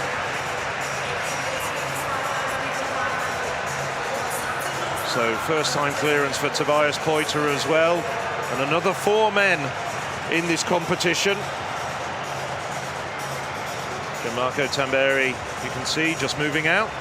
You said it, Phil, as we switched over to the men's high jump. We were wondering when Yasmin Can of Turkey was going to make a move, because she made a devastating move in the 10,000 metres. I was looking back at it. I think it could be credited for a single 67-second lap that blasted the field apart. She ran a 2:55, 8th kilometre in a 10K, settled back down to the same pace they were running before. But all it took was one big lap. And perhaps tonight we're seeing Klosterhalfen and Eilish McColgan have that belief that yes, Yasmin Can has opened up a gap, but she's not pulling away, she's not moving any faster. She's just done a single rapid kind of 400, 200 almost rep in the middle of the 5K, and gutted. That's Carolina Grovdal just stepping off the track. I thought she might be having a knee problem. We haven't seen an awful lot of her since she ran that 14:31, so Grovdal will take no further part. Marina Beck-Romanchuk at the moment sitting in the 3rd place. Those two athletes, Valletta, Mehambo, over 7 metres in front of her. Someone who has won medals internationally each of the last 5 seasons. So consistent. So just a little way off, but perhaps consolidating her potential bronze medal as things stand. Let's have another look. Arm drive, knee drive. And then into that pit, and very close there, spot on the boards. Just maybe carrying a bit of a niggle with that tape around her knee, but doing well thus far. 6:76 for Beck-Romanchuk, 6:69 behind her Sawyers, Yapicino 6:53, you can see. Now Gianmarco Tamberi, his first attempt at 2:27 meters. Possibly the most popular man in this stadium who isn't German, and he delights the crowd with that superb clearance. He's brought his A-game to these championships. That's his father, Marco, Olympic finalist himself back in 1980. Marco, his coach. Nicely done, and we get a nice little somersault just for added value. And that reference to basketball, playing that all-star game in the winter, and he said he wasn't going to do an indoor season. Then we went off to Mauritius for an inverted commas training camp, and like the way he felt, that took him to the World Indoor Championships. Tamberi here outdoors. So Yasmin Can, I think it was a 2:56 3rd kilometre. They came through 3K in 9:02, but the German and the British athlete behind her are stalking Can of Turkey. They've maybe learnt from the 10,000 metres that Yasmin Can was trying to snatch a few metres on them, but then she wasn't going to get any faster. Klosterhalfen, this is the best. I said the other night that 4th in the 10,000 metres is the best run we've seen from Constanze Klosterhalfen in years, and this looks like it could be another one. Bronze medal at the 2019 World Champs. She was out of sorts in Eugene, struggling with illness, but Klosterhalfen at the moment, the best chasing effort here of Yasmin Can. Eilish McColgan digging deep, working hard to stay in contention with the top 2. Does look like the medalists could have pulled away a bit though. Yes, well, McColgan, bronze, in the bronze medal position at the moment, got silver back in 2018. They've just gone through 4,000 metres in 11:58:02. There's about a second gap between Can and Klosterhalfen, and Can has just injected a 2:55 kilometre, and that's spread everybody else around the track apart from Constance Klosterhalfen. Well, you can just hear the roars. Can, well, she went to Dublin trying to extend her winning streak in the European cross-country championships. Didn't pay off after some early pace. Klosterhalfen got up there, got a medal. And now Klosterhalfen is closing Can down. This is a terrific run from Klosterhalfen. I wasn't at all sure Klosterhalfen would have very much in her legs. But we've got 2 laps to go now, and this is such a battle. And now Klosterhalfen has gone to the front. Well, this is absolutely magnificent from Klosterhalfen. With 600 metres to go, Klosterhalfen is starting now just to gradually pull away from Yasmin Can, the 10,000 metres champion. she's trying to claw back the deficit, but Chan's legs just look a little bit leaden. There's none of that bounce that was there in the 10,000 metres over the second half of that race. Klosterhalfen can't yet shake her off. This is going to be a phenomenal last lap.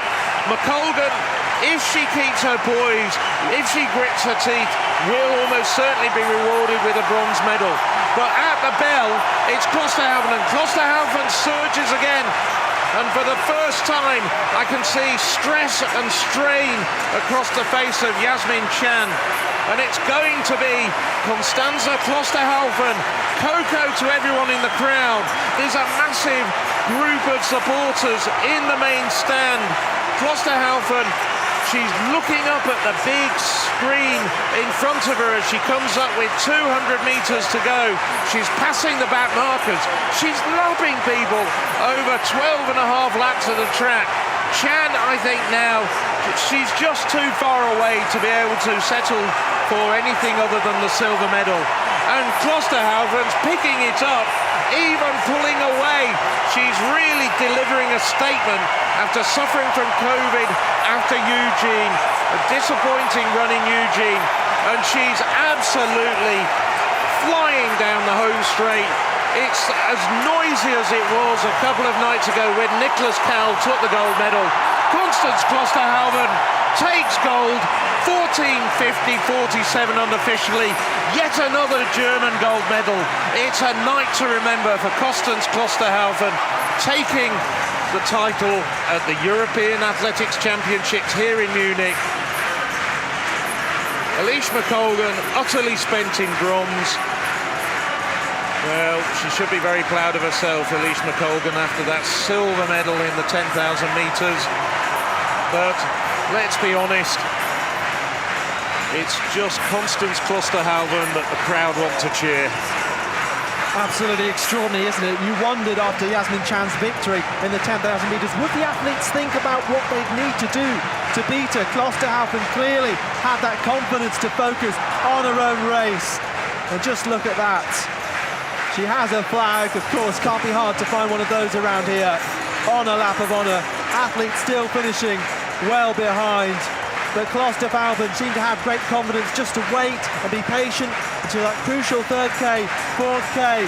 Then came the increase in pace.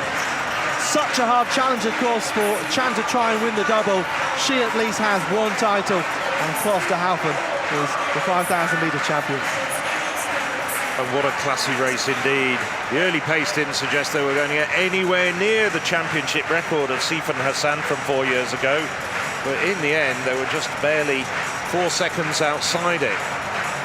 And a spate of personal bests as well for the women like Wagner Györkis of Hungary. Camilla Richardson, who was also in the 10,000 metres, has bounced back the Finn to get a personal best. Sarah Benfares of Germany, she's got a personal best. Garcia of Spain, more personal bests. Rooms of Belgium. So what a terrific race after a sluggish first kilometre. Well, the accelerator got pressed. It was firstly Yasmin Chan. She made it a real race. She tore the heart out of most of the field, with one exception, Constance Klosterhalfen, who sat on her and then with just about 800 metres to go, went round her. As I'm delighted for Constanze Klosterhalfen. She's been a brilliant athlete through the age groups. She's a phenomenal 1500 metre runner. I remember her front running a 3:59 at the German Championships, all on her own. She's in 1:59, 3:39, low, mid-30s for 3K. She's just such a phenomenal athlete, and she's plugged away through adversity. She tried to have a bit of a comeback at the European Cross Country in Dublin, and it just didn't go her way. And you thought, would we ever see Constanze Klosterhalfen back to winning ways? And she is here today in front of this home crowd in Munich. If there's anyone out there dealing with injuries, illness, disruption, if they're a young athlete or an established athlete, they should look to someone like Constanze Klosterhalfen for inspiration, because that was phenomenal. So Karmoy over 2:23 on his second attempt. Third attempt for Karmoy, stutters, crashes through the bar. Well, Kamoy departs from this competition.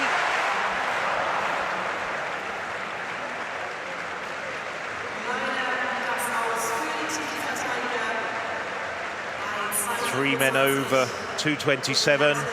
Poiter of Germany, Tamberi of Italy, and Protsenko of Ukraine. I can tell you, Doroshuk, after 2 failures, Doroshuk's passed up one height. Przybylko, that's the end of his reign as European champion. He was coming back into form this season with a 2:30 clearance. Tricky conditions out there, though. Needed 3 attempts to get over 2:23, 2:27 just beyond him. He's a jumper who needs to really maximise his speed and get a lot of leverage. It just wasn't to be tonight in these very difficult conditions. So the bar's going to go up to 2:30. 4 men still in the competition. These are where the medals went in the women's 5,000 metres. Constanza Klosterhalfen winning gold. Yasmin Chan silver, and Alish McColgan bronze, and a spate of personal bests for the women who didn't make it to the podium. 4 throws left in the men's hammer throw final. Paweł Fidek has been on every major podium for the last 5 years, but at the moment, the Polish 5-time world champion in 4th place. His best throw, 79 metres and 3 centimetres. Needs to find more if he wants to get on the podium. Eivind Henriksson has got that bronze medal position at the moment, and it is not going to be more metalware for Paweł Fidek. I was sure he was going to manage to pick up another medal. He's competed since the World Championships, a Diamond League record in Silesia, the first Diamond League on Polish soil. He took the victory there in front of a jubilant home crowd.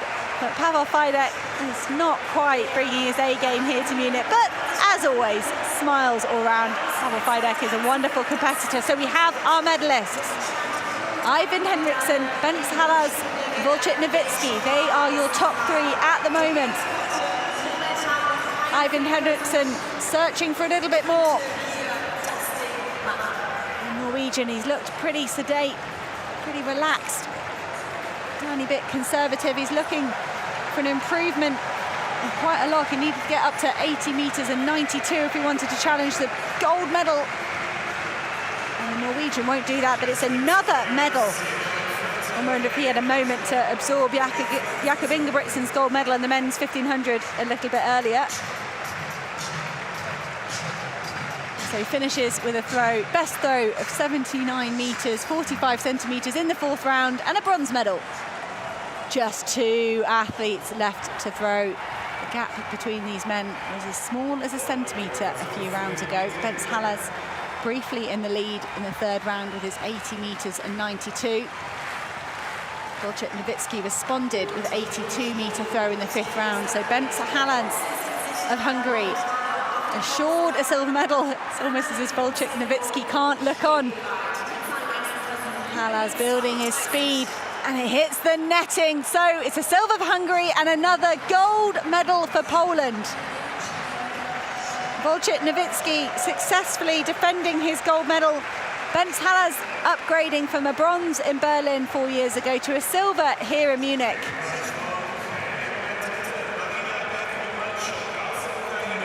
Wojciech Nowicki was pushed all the way to a world-leading mark of 82 metres to beat the Hungarian Bence Halas. Hungarian team staying in our hotel. I think it could be quite noisy in the lobby by the time we get back there. So Wojciech Nowicki cheered on by his ex-training partner Malwina Wojciech. They've done a fantastic job. Nowicki caught the netting there as the hammer flew out. It's going to be short of 80 metres. Nowicki thanks the crowd, thanks the supporters, and there's the smile from the big man. Wojciech Nowicki on top of a podium again. He respects all his competitors. He would have known there would have been a fierce battle on for the medals here.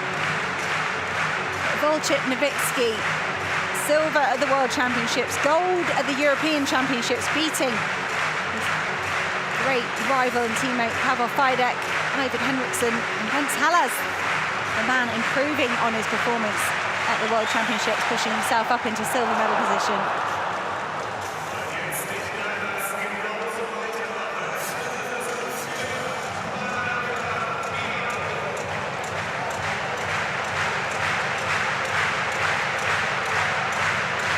Well, consolation for Pavel Fidek, missing out on a medal on this occasion. Delight for Wojciechowicz. There's the rundown, world-leading mark of 82 meters exactly. Vince Hallas, also over 80 meters. There's the rundown of the results.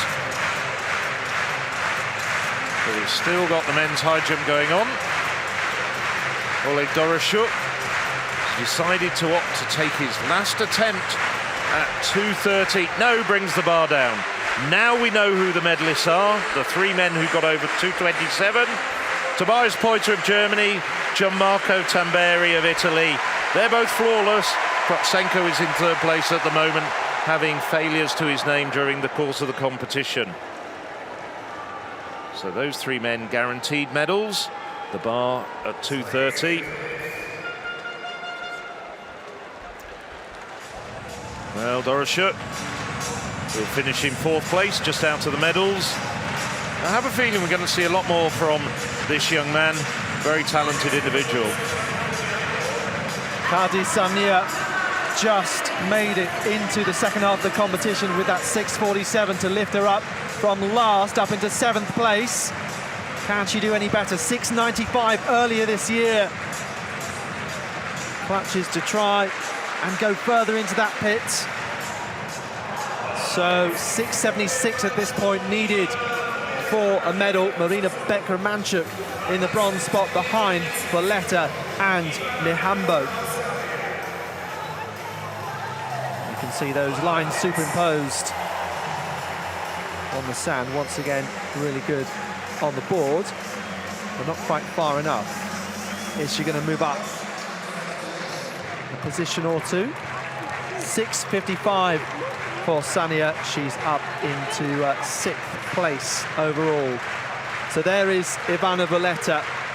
Well, the World Championships final, Mihambo wait until the final round to take gold ahead of Bruma Nigeria. Yapicino, whose mother was a silver medalist in 1998 in that competition I referred back to earlier, the last time we had a 7-meter jump. We had all three medalists over 7. And Yapicino, so 6:53 to this point. European Under-20 champion has improved to 6:60, so she goes up into 5th spot. You can see quite a gap there between Becker-Manchuk and Mihambo. Wait and see how she can do over the last couple of jumps. That temperature really raised, though, by Valletta to start off. Valletta, who's an 11-time world and European medalist indoors and out. So the final track action of the night, the conclusion of the women's heptathlon. Cambour continuing after that no measurement in the long jump. Sophie Doctor, 14th overall at this point. And the only surviving Dutch woman after 3 that entered. Better out with an Achilles problem. Oosterwegel crashed out the hurdles on the first day. Yulia Loban of Ukraine, 13th overall, out of just 15 athletes. Gadavini looks excited to see if she can move up. She's been one of the better runners, was one of the faster 200 athletes at the end of yesterday. Paulina Legarska in front of her in 11th. So that's the order they're coming out in. Bianca Salming, these athletes seeming to relish the crowd and the conclusion of a great evening session. Jado Downer, highlight for her was the 180 high jump personal best yesterday, but since then has faded a little. She was in the 4th overall at that point. About gaining experience for some of these young athletes. This is a 19-year-old Saga Vanninen of Finland, World Under-20 champion, also winning the European title. Caroline Schäfer of Germany, one of the better 800 runners, but a bit of work to do, seemingly too far off the medal. Second best javelin thrower overall, beaten only by Christian of Hungary. 2:07 over 2 laps, but hasn't run an 800 this year. Well, that's not Sophie Weisenberg, that's Norwitz. Wrong graphic there, but Norwitz, 2:08.50 in Eugene. She could well move up, needs to find 7 seconds to go up to second place, 4 seconds to go up to third. Third currently held by Sulek, just around 3 seconds off Annick Carlin of Switzerland. Brilliant competition for the 22-year-old. 6:73 long jump personal best. She was the best sprint hurdler overall, but Nafi Thiam, well, you don't want to hang a gold medal around anyone's neck, but pretty close to it and has been untouchable. Predicted if she matches her PB from Eugene of 2:13 dead, where she, of course, won the world title, she would achieve an overall score of 6,697 points. 172-point lead. That's worth around 11 to 12 seconds. So, the end of 7 events here. A final few stretches for, no doubt, some exhausted athletes, although a bit of an energy boost from supporters here who love their multi-events. It was a thrilling conclusion to the decathlon. In fact, barely have words for it. Nicholas Kaul coming through for victory, overtaking long-time leader Simon Ehrmer. We don't quite have the same fight for gold, but certainly do for silver and bronze, with a number of athletes in contention. So here goes Caroline, Sulek and Witz, those in particular who are battling. So the Swiss Caroline, 5:06.04 after 6 events. Her lifetime best, 2:17 from Gutsis, the specialist hypo meeting 3 years ago. Very close, just a 10th off that in Eugene, where she set a new national record. So if she achieves that lifetime best, she'll get 6,463 points. But Sulek, maybe she can go a few seconds faster. 2:07.18 in Eugene, so 10 seconds on paper. So that's why my prediction is that Sulek is the favourite to be lifted up into that silver spot. And Witz, just maybe she can challenge also. We've got Bianca Salming out front there, who's developing into a great international heptathlete, but with some strengths clearly in the high jump and the javelin and some other events to work on. So 63.43 as they came through the bell. Just having a look here at the predictions. So Caroline still in a good position and fairly close behind Sulek, who's the first of the 2 Polish runners in the red and white. But so close. At this point, you can see 60 points separating. Christian also doing well, coming in 6th place overall, and she needs to be 9 seconds ahead of Sulek to try and get a medal. Caroline the more likely to drop down. We'll see how she hangs on this second lap. Certainly that gap remaining around the same, with Witz also trying to move up. Nafi Thiam, well, she can afford to job home, to be honest. But Sulek now going to come through. Caroline trying to summon some strength and some fight to hold on to her medal. Great performance, though, from Adriana Sulek, who's had a terrific season. 2:09.49 for her. So close to her lifetime best from an athlete who went close to going out of the competition in the long jump, produced a thrilling 6:55 to stay in and stay in contention. As we wait for these 800-meter times to come up and the computers to do the numbers. Sulek, she always brings such character and personality to the competition. So Sulek, 2:09.49, worth 972 points. Witz right behind her, 2:09.63, worth 970. So those two will stay in the same order.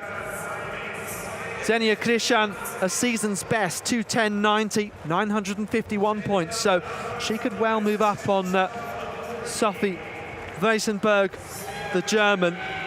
But we can say that Thiam, another European title for her. At one point, she was on target for the championship best performance, slipped back after the long jump, only 6:08.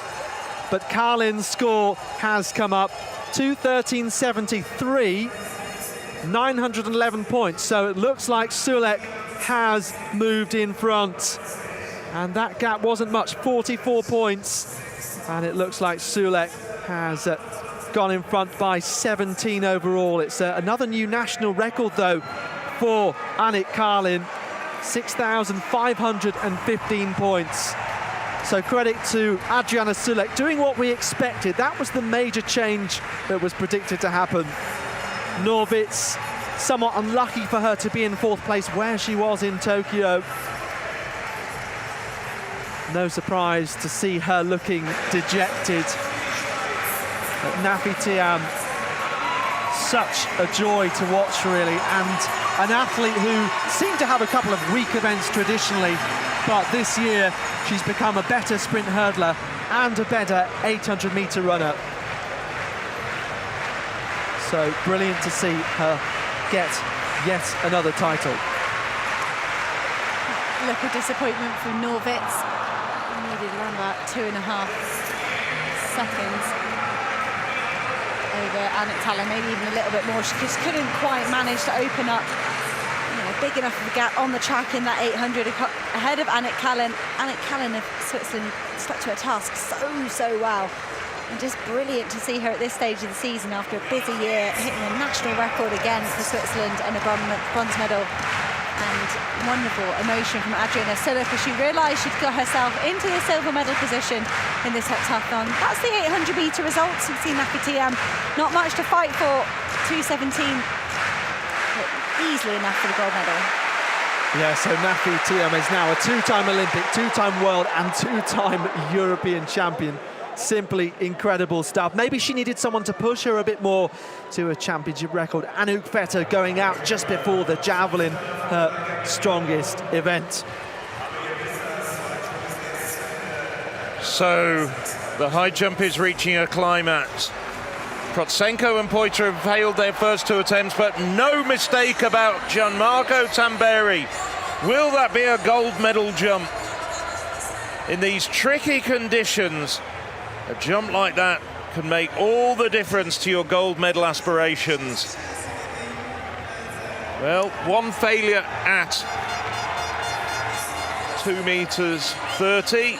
Oh, they're on his second attempt, though. Flies clear once again. A formidable competitor, a hugely charismatic character. And he really can deliver when the occasion demands. Arches his way over the bar, doesn't even touch the bar. He's indicating, referencing his upcoming marriage there. I don't know if he pointed at the wrong hand on purpose first. Traditional to wear your wedding ring on the other finger, but he's his fiancée looking on very proudly from the side there. Well, he's grabbed a blanket. It's still cold out there. Now, Tobias Poiter has jumped 2:30. This would equal his personal best. Jumped 2:30 to improve his personal best by 3 centimeters when he won this year's national title in Berlin.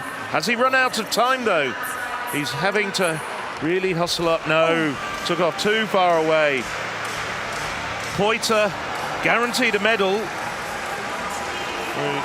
Looking across, Protsenko has passed his last attempt and will take it with the bar going up to 2 meters 32. And he's the first to jump ahead of Gianmarco Tamberi. So Poiter, well, I thought Poiter, having seen him in a couple of German competitions, had the caliber to suddenly translate finally his technical ability onto the senior stage. He was the European under-20 champion 9 years ago. Now Protsenko the old man of the field, if you like.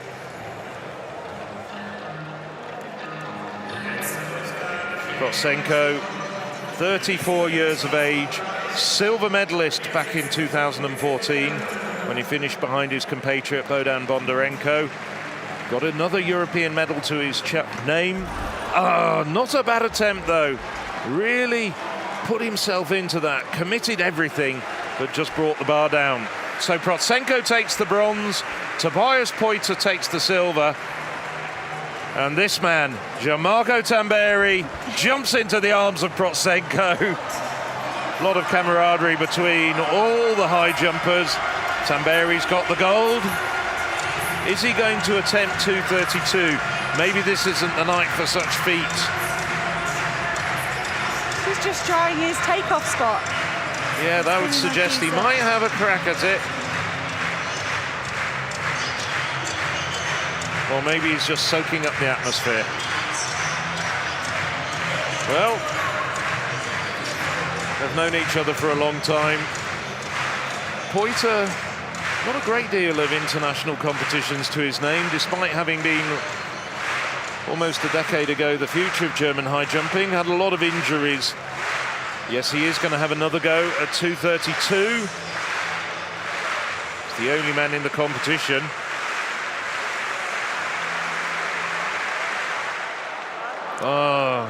Just didn't have the height. I think that's it for the night for Gianmarco Tamberi, but should feel very proud of himself to be able to conquer these conditions and go over 2 meters 30. Wasn't a competition for the ages. You've got to turn the clock back to 1982 to the last time a high jump was won at 2:30. So back to the women's long jump, and Gardashevich of Serbia in 7th place with 6:52 at this point, and that looks very close to that bronze medal line. It's been held for some time by Marina Bek-Romanchuk of Ukraine on 6:76. We haven't seen any improvements for some time in this competition, but look at that, by just a finger's width perhaps. It is an invalid attempt. Frustration for Gardashevich. Jumped 31 centimeters further than that in qualification. Always a shame when you see that happen. 6:99 for Mahambo to make it through to this final. She's gone 4 centimeters better, but Valletta 3 in front of her. Kari Sagna has grown into this comp. Look at that, improving through the series. And what can she do? So close to 7 meters this year, the European indoor bronze medalist. 6:76 to get on that podium. So she is once again just short of that. And her coach remonstrating a little there. It is a valid attempt though, but you just wonder whether we're going to see any more big improvements. Are we going to get another competition like 1998, where all 3 medalists were over 7 meters? Sania trying to transfer all that energy she's built down the runway into the most important phase, the takeoff. Just coming down a little short, 6:61. Her best jump, and in 6th place. Very patient Ivana Valletta, who's certainly prepared for the rain. And it has been threatening to rain for a while, and eventually the heavens opened. Yapashino just being told, I think, by the coach to wait for a convenient moment. Perhaps there's a bit of wind. So Yapashino looking determined then. She's got to pull everything together, the young Italian. So 6:62 at the moment. Jasmine Sawyer's 7 centimeters in front of her, and Bek-Romanchuk 14 centimeters in front. Heptathletes celebrating in the background, typical show of camaraderie, but Yapashino, she's just got her eyes on this runway. So picking up and just falling down faster than she would have liked. So that's the end of her competition, a respectable 5th place. 6:28 in the final round. That leaves us with 4 jumps. We lost, by the way, Homaya, Thomas, Rutaru, Kotman and Fotopulu in that order, 9th to 12th. These athletes all, of course, got 3 more efforts. And really, you just wonder how much noise Mahambo will get and whether she can really thrive off that. That's coming up in a moment's time. Mahambo actually said she wasn't 100% but was hoping to come through clean after reduced amount of training recently. COVID had an effect on her. We said that about Costanza Klosterhalfen, who won the 5,000 metres. Valletta just going to rest for the moment and just zone out. So Sawyers, Bekromanchuk, Mahambo and Valletta left to have a last go. Mahambo, well, she only needed 6:75 actually to win last time. Let's see what's on with Gianmarco Tamberi. Well, I thought he'd actually signalled to say that he'd be going to finish the competition, but he's decided to take another attempt at 2 meters 32. Oh no, he's just moved the bar up an inch to 233.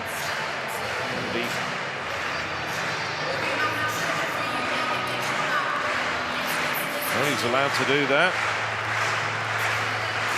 So Tamberi going to take a second attempt at 233.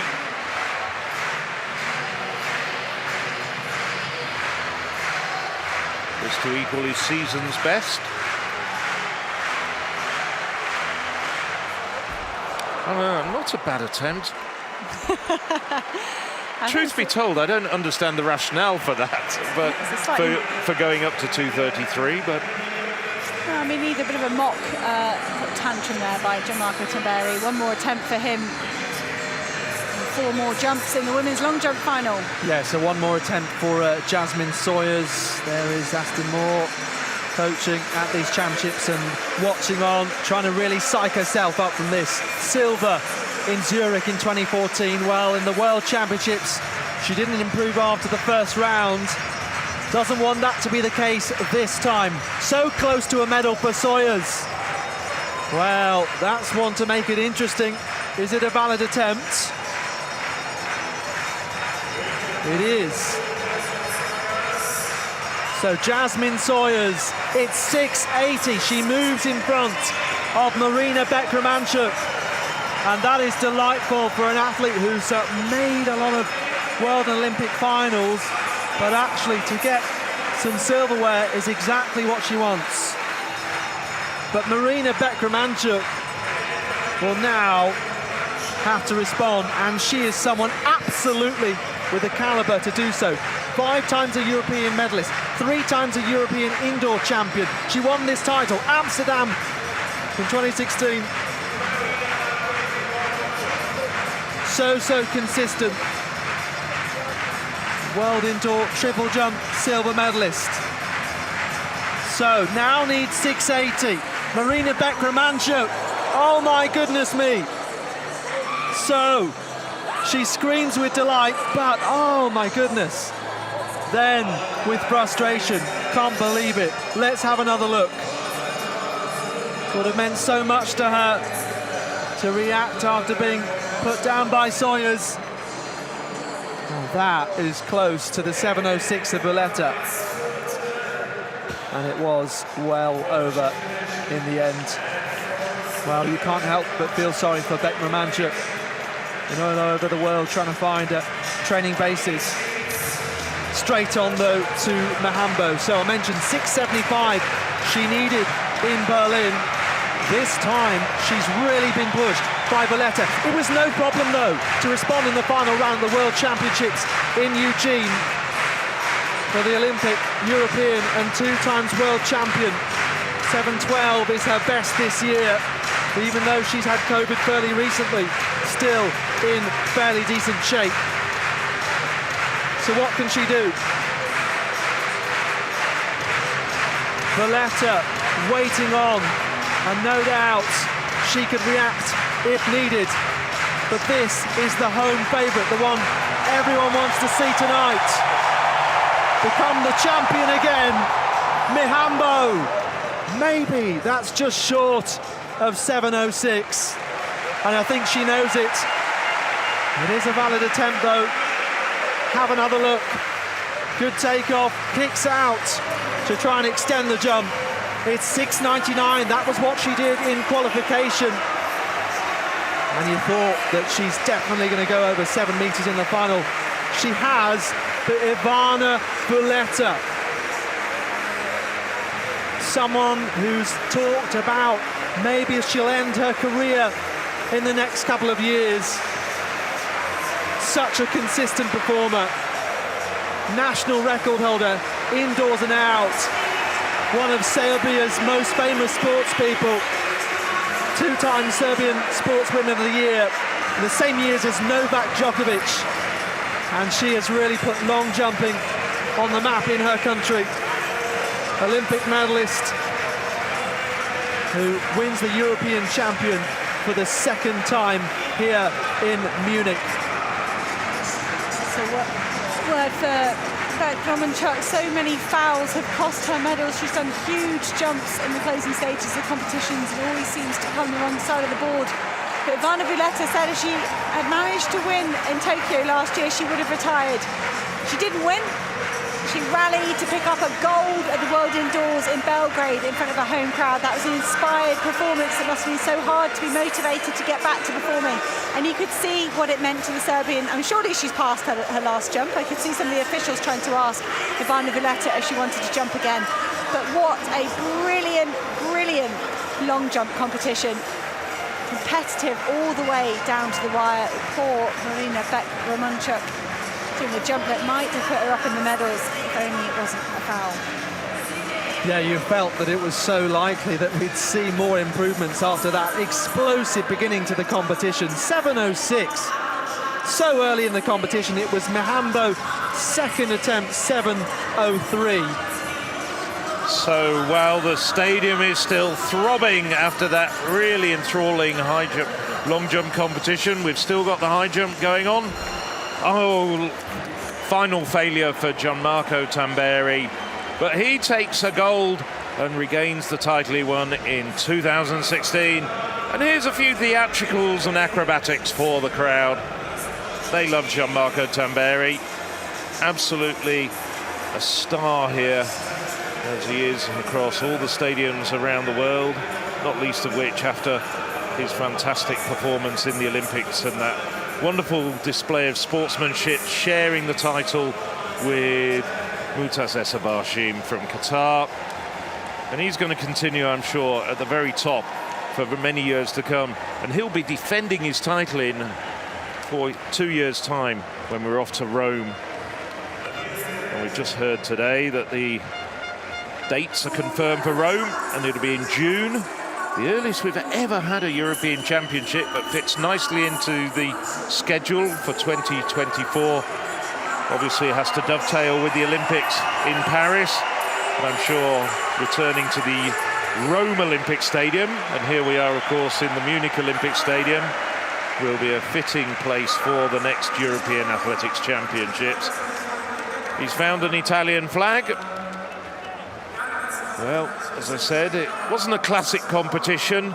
The last time a European title went at 2:30 or lower was back in 1982, but it doesn't really matter because it's the gold that counts, and that goes to Gianmarco Tamberi with 2:30. Surprise silver, perhaps, to Tobias Poiter with 2:27, and Andrei Krotchenko 2:27 as well. A lot of no marks. 5 men went out at the opening height a little while ago. Yeah, possibly due to the slippery conditions, maybe, but here we are, our long jump medalists, and look at the delight, particularly on the two faces on the left-hand side. Obviously, Mihambo would have wanted to do exactly what she did in Berlin. I just wondered whether she's carrying a shoulder issue as well. No, that's more therapeutic strapping. She often wears that.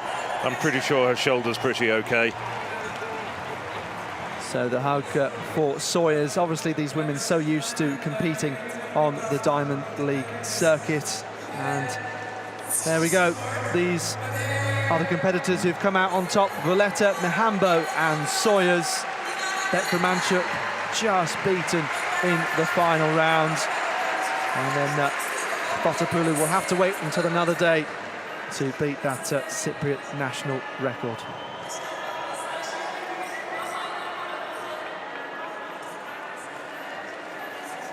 There's the high jumpers, all three men.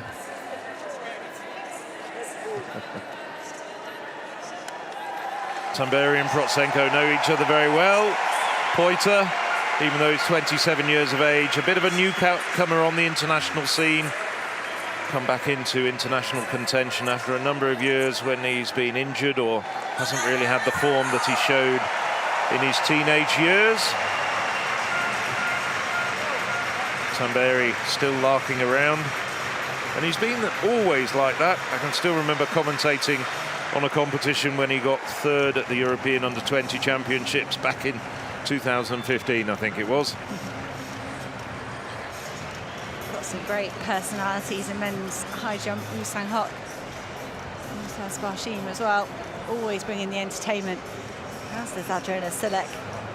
Brave running in the 800 metres to push herself up into a medal position, which couldn't quite manage that in Eugene. A brilliant run here tonight in Munich, and Nafi Tiem is class above the rest. Yeah, I mean, the fact that she can still score close to 6,700 when not being at her best, you have to say that's pretty sensational, isn't it? How much did she really push herself in that 800 metres? She didn't really need to push herself once Anouk Vetter departed from the competition with that Achilles injury. Yeah, 5 seconds off what she managed, that 2:13 lifetime best in Eugene when she took the world title there. But you just wonder, Sulek and Colleen and, of course, Anna Hall from the States, part of that young generation coming through. And just maybe if they can develop, they can invest in all 7 events, they can start to challenge Tiam towards the later stages of her career. Maybe some time before we see that, though, really and truly. Looks like they're going to go on a lap of honour together, though. Valletta seemed to have multiple ways of keeping dry. Might have needed that towel earlier. We had quite a thunderstorm that delayed the action earlier on in the evening session. But then came the fireworks of Valletta's 7:06 jump, and here are our heptathletes. Great to see them, as always, arm in arm, traditionally at the end of the competition. They've been through it together over 2 days, and some of these athletes to compete internationally at the European Championships is a great feat in itself, and to get to the end of 7 events. And the high jumpers also taking a deserved lap of honour. Gianmarco Tamberi. Well, back in 2016, when he won that title, he went on to clear 2:39, which remains his personal best, and then got injured when attempting 2:41. It's taken him years to come back, but he's come back with aplomb. And he's going to be around for a while longer, I think. As I was saying, he's going to defend his title in Rome, I'm absolutely sure. Of course, high jumpers always struggling to hold off Achilles injuries, but he seems to have found the sweet spot as far as his fitness is concerned. If you look at his ankles, he's always got a lot of strapping on his ankles. There's a look at the medal table. We thought Monika Mihambo might be picking up a gold medal for Germany, but instead it was Constanze Klosterhalfen adding to their gold medal tally. They're just stretching their lead away at the top of the table. Great Britain and Northern Ireland picking up a pair of medals through Jasmine Sawyers and Jake Hayward in the men's 1500 metres. Spain are having a good evening as well. Poland picking up another couple with a gold. Volchik Nowitzki and silver with Adriana Sulek. Serbia picking up their second medal of the championships, one over in the men's shot put. But it's been a brilliant close to day 4 here at the European Championships. Tomorrow morning we're going to see some relay action, 4x4 heats, 4x1 heats with both genders. 800-metre semi-finals. That'll be day 5 out of 7 at the European Championships here in Munich. It's been a multi-sport games. The whole Olympic Park here to the north of the city centre has been vibrant, been full of crowds. A bit of rain this afternoon would have cleared some of them out, but it's been back-to-back sunshine, back-to-back action on the track and in the other sporting events. The real buzz about the town. Drawing towards a close though, it's Thursday night here in Munich. Everything will be wrapped up by Sunday, and we're reliably informed it's pretty much just athletics and table tennis by the time we get through to Sunday. And let's be honest, do we care about the table tennis? We're all athletics fans. I'm sure they're very good at what they do. The fact that I call it ping pong probably shows that I don't know enough about table tennis to respect it properly, but it's really interesting when you bump into other sports people and they're all asking, what's on in the athletics tonight? I wonder if they might continue taking their daily shuttles to the Olympic Park and make their way into the athletics track instead to watch some of our superstars. Ivana Villetta taking some well-earned hugs there off supporters.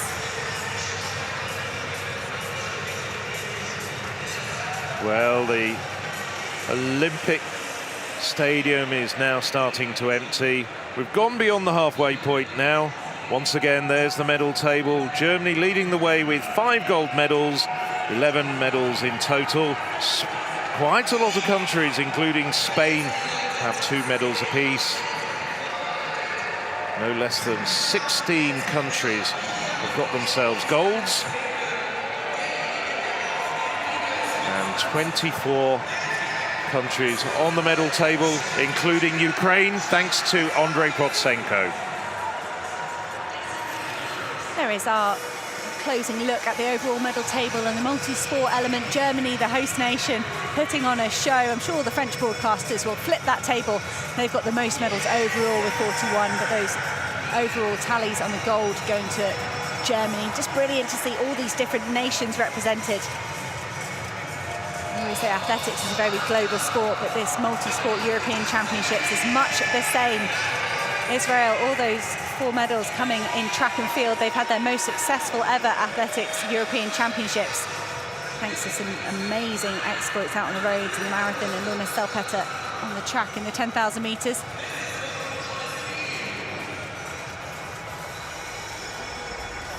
That is the end of our programme here this evening. Myself, Hannah England, Phil Minchell and Alex Seftel have really enjoyed another dramatic evening here in Germany. We've got more action for you coming up tomorrow. Those relays will take place in the morning. Qualification in the javelin and the high jump for the men and the women. Semi-final of the 800 metres. And then we look towards the evening. Che in the discus against Alekna and Gudjus. And another few gold medals to be handed out. But for tonight, thank you very much for joining us. We hope you enjoyed it, and we'll see you tomorrow.